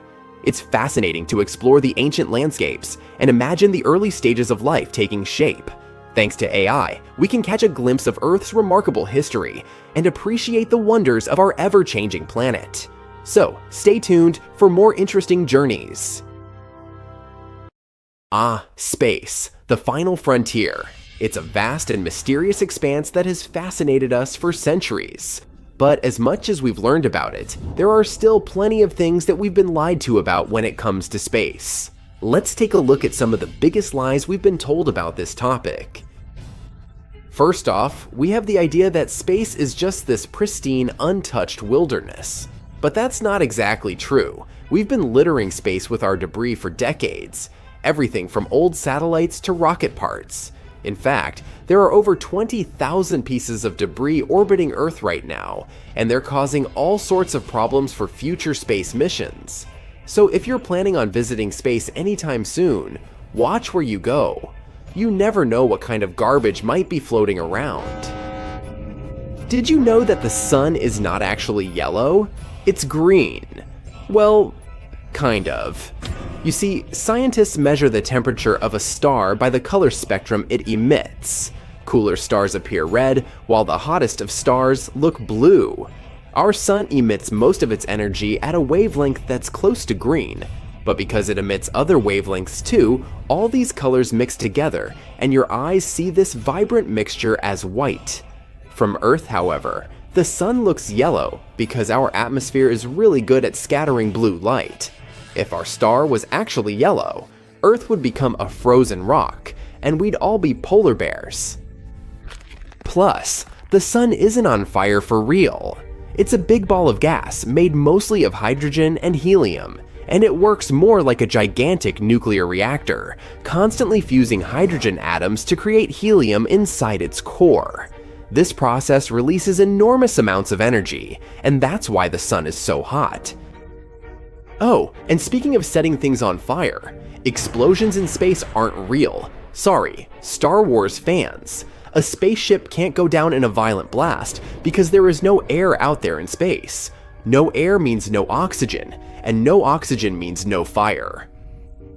Now, you might also think that there are too many stars in the night sky for you to count, but in fact, you can do that. According to the Yale Bright Star Catalog, there are 9,110 stars that you can see from Earth with the unaided eye. So technically you can count them, but I wouldn't be surprised if you lost count. And if you're worried about flying through an asteroid belt, don't be. Although it does have trillions of space rocks that range in size from space dust to a quarter of the size of the moon, they're very spread out. The asteroid belt between Mars and Jupiter is 140 million miles across, which is 1.5 times the distance between Earth and the Sun. This spreads space rocks thousands of miles apart, making it almost impossible for a spacecraft to collide with one. You'll instantly freeze in space without a suit. Nope. You won't turn into a popsicle right away. It's going to take a bit longer than that, because heat and cold don't really move very quickly in the vacuum of space. But unfortunately for you, there's a bigger problem at hand. You won't be able to breathe. After just 15 seconds, your brain won't be getting enough oxygen from your blood, and you'll pass out.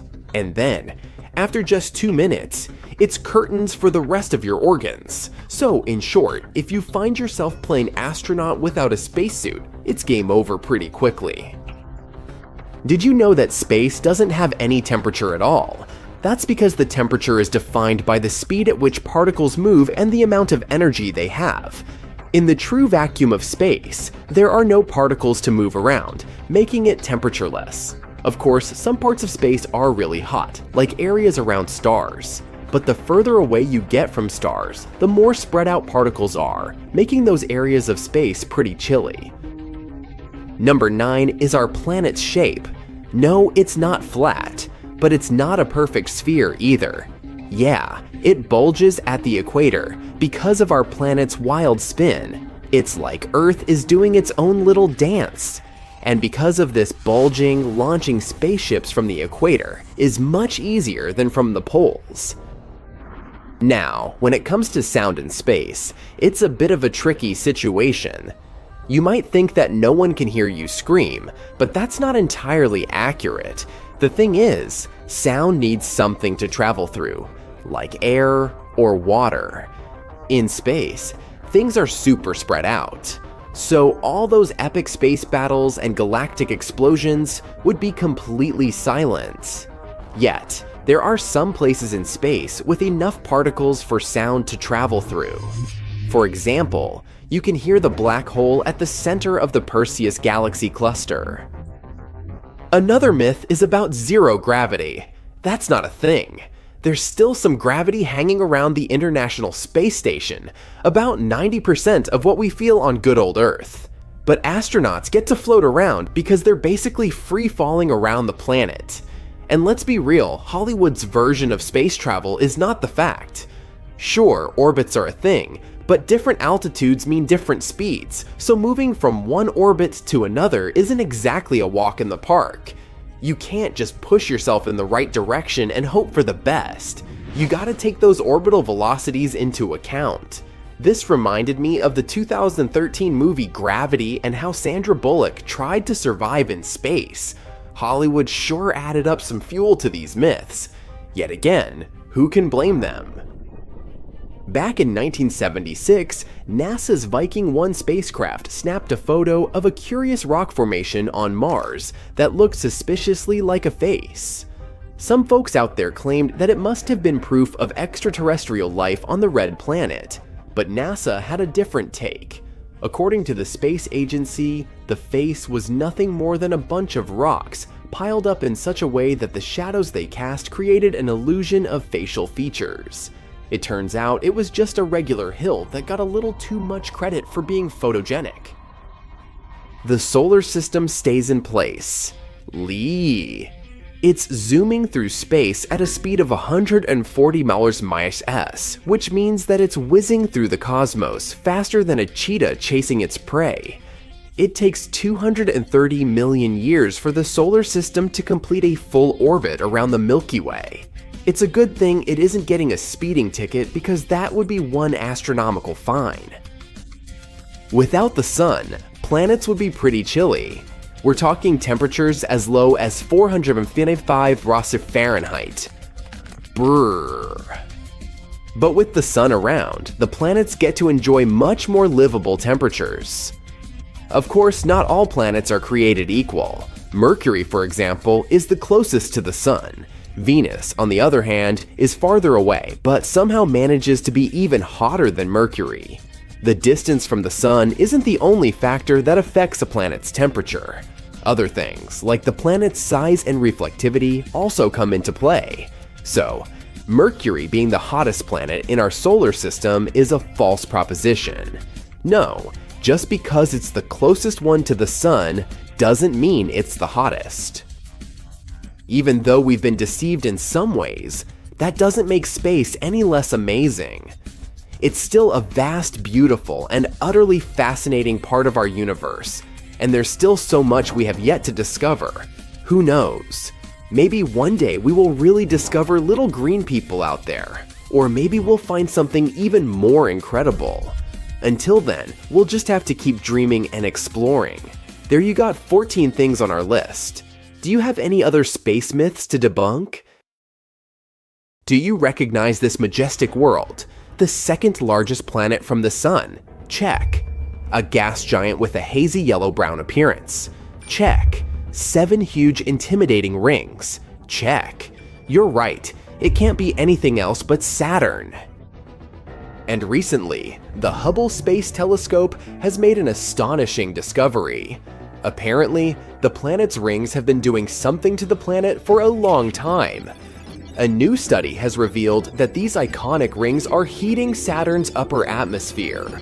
The coolest thing, though, is that researchers from NASA claim that it's something scientists have never observed anywhere else in our solar system. This secret has been hiding in plain view for 40 years, and only after using the observations of the planet received from the Hubble Space Telescope, the retired Cassini probe, and Voyager 1 and 2 spacecraft did astronomers figure it out. This unexpected interaction of the gas giant with its rings could become a tool for predicting if planets in other star systems have magnificent Saturn-like ring systems as well. So, how did it become clear that the giant planet is being slowly cooked by its own rings? The telltale evidence is an excess amount of ultraviolet radiation. It can be seen as a spectral line of hot hydrogen in the atmosphere of the gas giant. There's a bump in radiation that can only mean that something is heating the upper atmosphere from the outside. It's still kinda unclear how this process is happening, but the most probable explanation is that icy ring particles rain down on Saturn and cause this heating. But it might also be the impact of tiny meteorites or the particles of solar wind. The heating could be caused by solar ultraviolet radiation or some electromagnetic forces that pick up electrically charged dust. When NASA's Cassini probe finished its mission and plunged into Saturn's atmosphere, it had enough time to measure the atmospheric components. And it turned out that many particles were indeed falling in from the rings. But in any case, the heating process happens under the influence of the gravitational field of the gas giant. You see, astronomers do know about the slow disintegration of Saturn's rings, but figuring out how this process affects the planet, that's new. Now, do you remember NASA's Cassini spacecraft I mentioned before? For more than a decade, it was studying Saturn, sharing images of the gas giant and its icy moons. It took us to marvelous worlds where methane rivers ran into methane seas, and jets of gas and ice were blasting material into space. Anyway, that very Cassini also studied Saturn's magnetosphere. The thing is, forces acting deep inside the planet produce a ginormous magnetic bubble around the planet, and this bubble is called the magnetosphere. Unfortunately, astronomers still have very little information about this phenomenon on Saturn, since magnetic fields are invisible and are, of course, best studied from within. Imagine this: million-mile-per-hour flows of electrically charged particles from the sun, aka solar wind, are spreading through the solar system. Suddenly, something appears in their way. Oh, it's Saturn's magnetic field. It protects the planet, making solar particles back away. As a result, the sun's magnetic forces are raging outside Saturn's magnetosphere, while inside the gas giant's protective bubble, its own magnetic forces dominate. Our home planet also has a magnetic field, but it creates a much smaller magnetosphere. And still, it effectively protects us from the harmful particles coming from the sun and from space. But even though Saturn is protected by its magnetosphere, the sun still manages to mess with the planet. Energetic winds from our star sweep over the gas giant, causing massive auroras. But unlike auroras here, on Earth, Saturn's auroras can only be seen in ultraviolet light. In other words, they're invisible from Earth's surface. You can only see them if you travel to space. But apparently, there are different kinds of auroras on the gas giant. For example, one more type is triggered by the charged particles coming from volcanic eruptions on the planet's moons. And some of Saturn's auroras might be caused by powerful winds swirling in the planet's own atmosphere. These winds blow in the ionosphere, which is a region located beneath the magnetosphere. The same winds might be responsible for the variable rotation rate of the planet. This phenomenon makes it difficult for scientists to figure out how long one day on the ringed planet lasts. Speaking of winds, Saturn has a mysterious vortex swirling over the planet's south pole. The whole thing resembles an enormous hurricane-like storm on Earth, but its eye alone measures almost 2,500 miles across. For comparison, the eye of a typical terrestrial hurricane is merely 2 to 3 miles wide. What confuses astronomers is that although the phenomenon looks like a hurricane, it doesn't behave like one. It's stationary and keeps spinning over the same area of the South Pole. And while polar vortices on Earth have cold cores, the one on Saturn is warm. And now, brace yourself for another surprise Saturn has prepared for us. In an image sent to Earth by the Hubble Space Telescope, one can notice a couple of dark, shadowy spots on the left side of the planet's rings. Those are informally called spokes, maybe because they resemble spokes on a bicycle. The shading and shape of spokes vary. They may seem dark or light, it depends on the angle and illumination. Sometimes they might even look like blobs rather than something with a classic radial spoke shape. They also don't last long. But the good news is more and more will start to appear the closer we are to May 6, 2025. That's when the autumnal equinox on Saturn will occur. Now, on Earth, that's the moment when the sun is exactly above the equator of the planet, and day and night are of the same length. But on Saturn, it's something a bit different. Like our planet, Saturn is tilted on its axis. That's why it has 4 seasons. But since the orbit of the gas giant is much larger, each of these seasons lasts about 7 Earth years. An equinox occurs when Saturn's rings are titled edge-on to the sun. But what causes the spokes? Astronomers think it might be the gas giant's magnetic field. When a planetary magnetic field interacts with the solar wind, it creates an electrically charged environment. As we already know, on Earth, this results in northern lights, also called aurora borealis. And if we speak about Saturn, the tiniest icy ring particles might get charged too, and it probably temporarily levitates these particles above the larger boulders in the rings. For the first time, the spokes in Saturn's rings were spotted by NASA's Voyager mission. It happened in the early 1980s. At that time, we didn't know that these spokes were a seasonal phenomenon. Voyager 2 just passed by the planet after all, and then sped on. To figure out what these spokes were and how they functioned, astronomers needed a space telescope that could observe Saturn's rings from afar, like Hubble. The latest equinox on Saturn occurred in 2009. That's when the Cassini space probe was traveling around the gas giant. It sent many amazing images back to Earth. It managed to prove quite quickly that the spokes weren't caused by gravitational interactions with Saturn or the influence of the gas giant's moons or small moonlets, which make up the planet's rings. It was the year 2005 when Cassini confirmed that the spokes were related to Saturn's magnetic field, and even though that mission was finished in 2017, now Hubble keeps its long-term monitoring of the changes on and around Saturn. Despite all the observations, astronomers still can't predict the beginning and duration of the spoke season.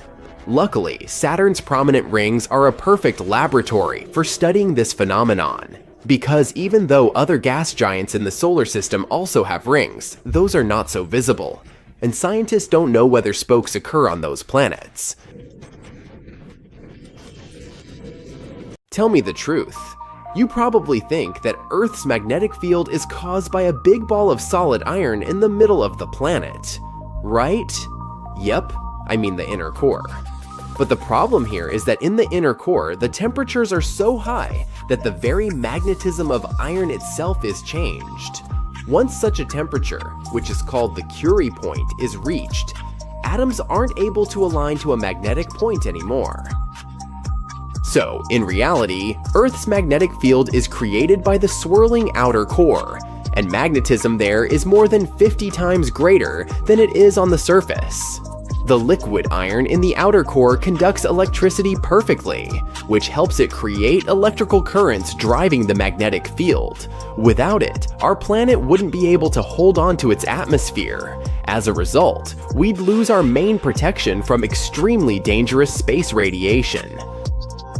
But it wasn't the outer core that surprised us not so long ago. Scientists say Earth's inner core has likely stopped rotating relative to the mantle and the surface of the planet. Even more exciting, it could even go into reverse. But let's look into the details. Earth is formed of the crust, mantle, and outer and inner cores. The solid inner core is about 5,150 kilometers below the crust.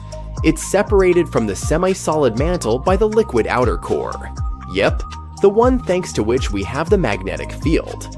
And since this outer core is liquid, it allows the inner core to rotate at a speed different from the speed of our planet's rotation.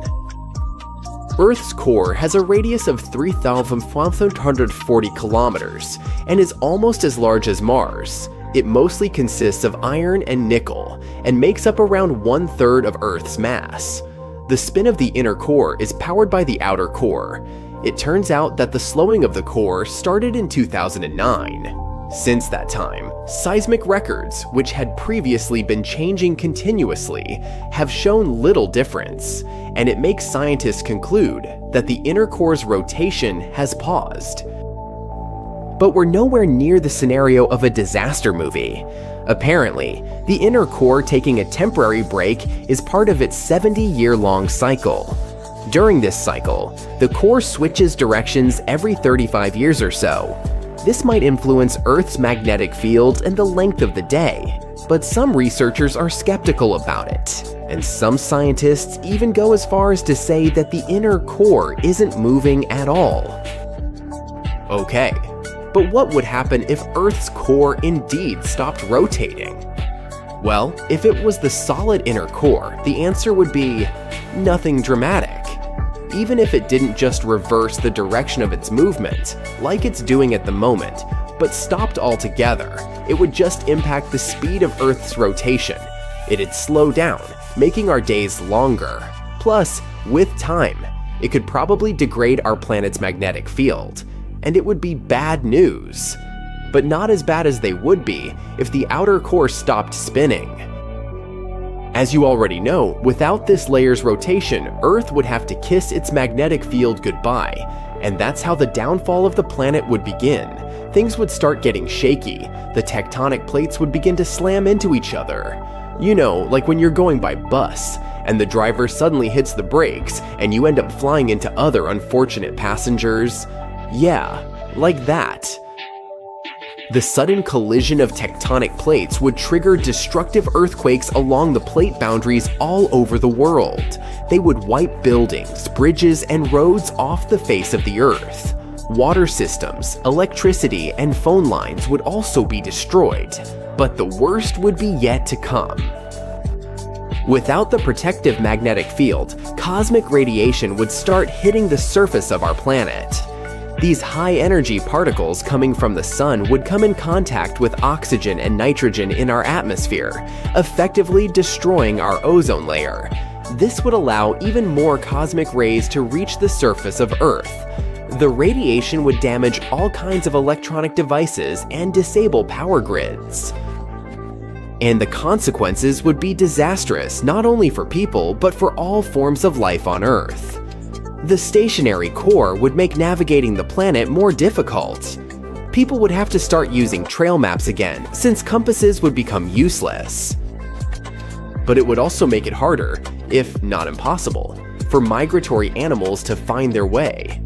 Birds would keep losing directions, and turtles would fail to find beaches where they used to lay eggs. Luckily, we don't need to worry about this kind of apocalyptic scenario. The planet's outer core is very unlikely to stop anytime soon, if ever. Now, do you want to find out something cool? Then listen to this. Our planet's inner core has a core of its own. Scientists have made this discovery just recently. They've learned that this core in the core could have developed around 500 million years ago as a result of some dramatic geologic changes. What about other planets? Do they have the same cores as Earth? Let's look at Mars, one of our planet's closest neighbors. Its heart is the size of the moon. It's also almost twice as dense. Scientists made this conclusion after they got some data about the first observed Marsquake and meteorite impact.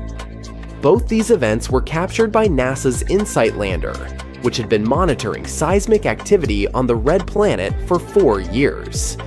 The researchers also estimated that Mars's core is probably made mostly of a liquid iron alloy, with a smattering of hydrogen, oxygen, and carbon. One day, Mars probably had a nice rotating core that supported the planet's magnetic field. There could be warm oceans swarming with life.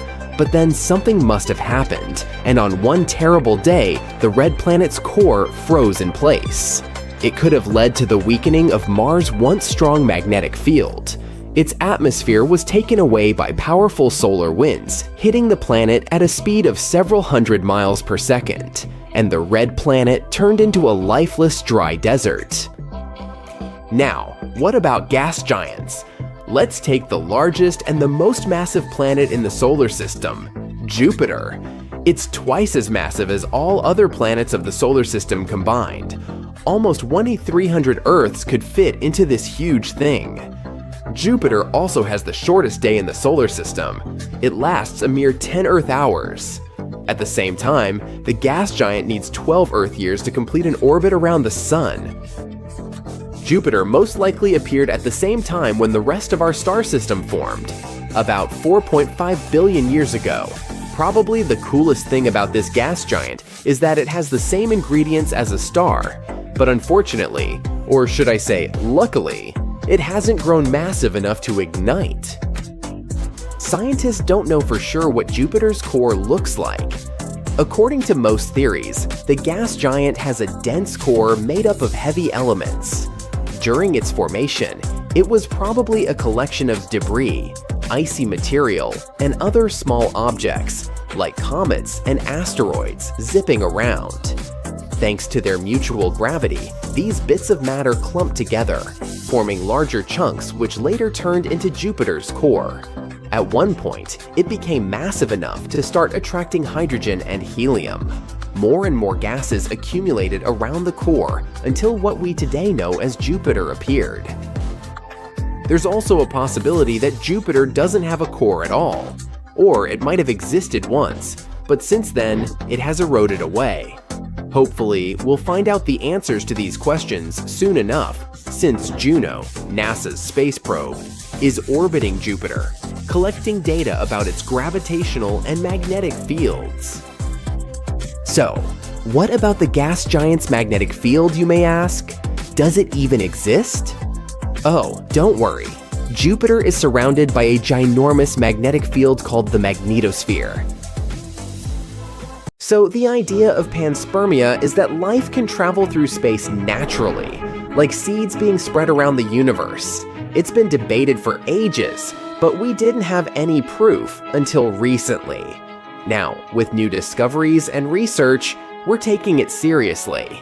People used to think it was impossible for living things to survive being launched off one planet, travel through space, and land on another planet. But turns out microorganisms can handle it. Scientists got interested in this again in the 70s when they found rocks from Mars here on Earth that proved it's possible for rocks to travel between planets in our solar system. They figured out some ways that materials can be sent into space and survive the trip. So yeah, panspermia might be a real thing after all. Basically, scientists were wondering if living things could have hitched a ride between planets in our solar system. But for that to happen, microorganisms would need to survive being launched off one planet, flying through space, and then landing on another planet. So scientists have done a bunch of experiments trying to simulate all those crazy conditions. They found that spores can survive each stress individually, and even combined stresses can be simulated in the lab. For instance, microbes could totally survive the trip from Mars to Earth or any other habitable planet in our solar system. And get this, it's not just Mars and Earth that could be swapping germs. There are all these cool moons around Jupiter and Saturn that might be habitable too, like Io, Europa, Ganymede, Callisto, Titan, and Enceladus. Plus, microbes can survive in space for years with just a little UV protection. Like, they could be space superheroes with a dash of sunscreen. And if they're shielded by 2 meters of meteorite, they could live for 25 million years up there. That's longer than most marriages last.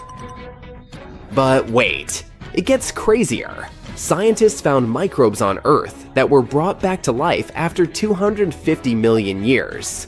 That's like finding a fossil and then it jumps up and says, "Surprise!" All these discoveries have changed the game when it comes to finding life on other planets. We used to think life could only exist on cushy Earth-like planets, but now we know that extreme environments are fair game. And with our improved knowledge of these environments, we've been able to develop astrobiology, which is all about studying the origin, evolution, and distribution of life in the universe. Mars is one of the most promising places to look for life. We've found evidence that it used to have an environment similar to Earth, which means life could have flourished there. And get this, scientists found trace amounts of methane in the Martian atmosphere that could be produced by living organisms. Plus, they recently discovered subsurface liquid water lakes on Mars. So, maybe there are some Martian microbes chilling down there. Europa is another exciting prospect. It has a subsurface ocean that could support life similar to Earth's deep ocean hydrothermal vents or the Antarctic Lake Vostok. And Enceladus has hydrothermal vents on its subsea floor and high-speed jets of water vapor and organic-rich particles gushing out from its southern region. So who knows what kind of alien creatures are lurking out there? Bottom line, space is wild and full of surprises. Who knows what kind of crazy stuff we'll find next? Yeah, that long explanation was all about panspermia. But that's definitely not the only theory about the origins of life in space. There's just panspermia theory, but there's also directed panspermia. This theory is a bit crazy though. It suggests that life on Earth was deliberately seeded by an advanced extraterrestrial civilization. This idea is based on the assumption that life is rare in the universe and that it is unlikely to have originated on its own on Earth. Directed panspermia is basically the idea that dudes from other planets intentionally sent life to Earth. I'm not kidding you. Some people think that extraterrestrial beings might have purposely sent microorganisms, or even whole organisms to our planet to kickstart life here. The idea is that those dudes might have wanted to spread life throughout the universe, and Earth was just one of their stops. It's kind of like intergalactic gardening. They planted the seeds of life and let it grow. Now, this theory might sound a little out there, but some scientists actually take it seriously. They argue that it's possible that life on Earth is too complex to have just randomly formed on its own, and that an outside force had to have played a role. I personally prefer classic panspermia theory over this one. There's another theory called chemical evolution, and it suggests that life on Earth originated from simple organic molecules that formed spontaneously in the early Earth's atmosphere, or in space. These molecules then combined and evolved into more complex structures, eventually leading to the formation of living organisms. The conditions on early Earth were different from what we see today. The atmosphere was mostly composed of gases like methane, ammonia, and carbon dioxide, and there was no oxygen. These conditions were conducive to the formation of organic molecules. One of the most famous experiments that supported the chemical evolution theory was the Miller-Urey experiment in 1952.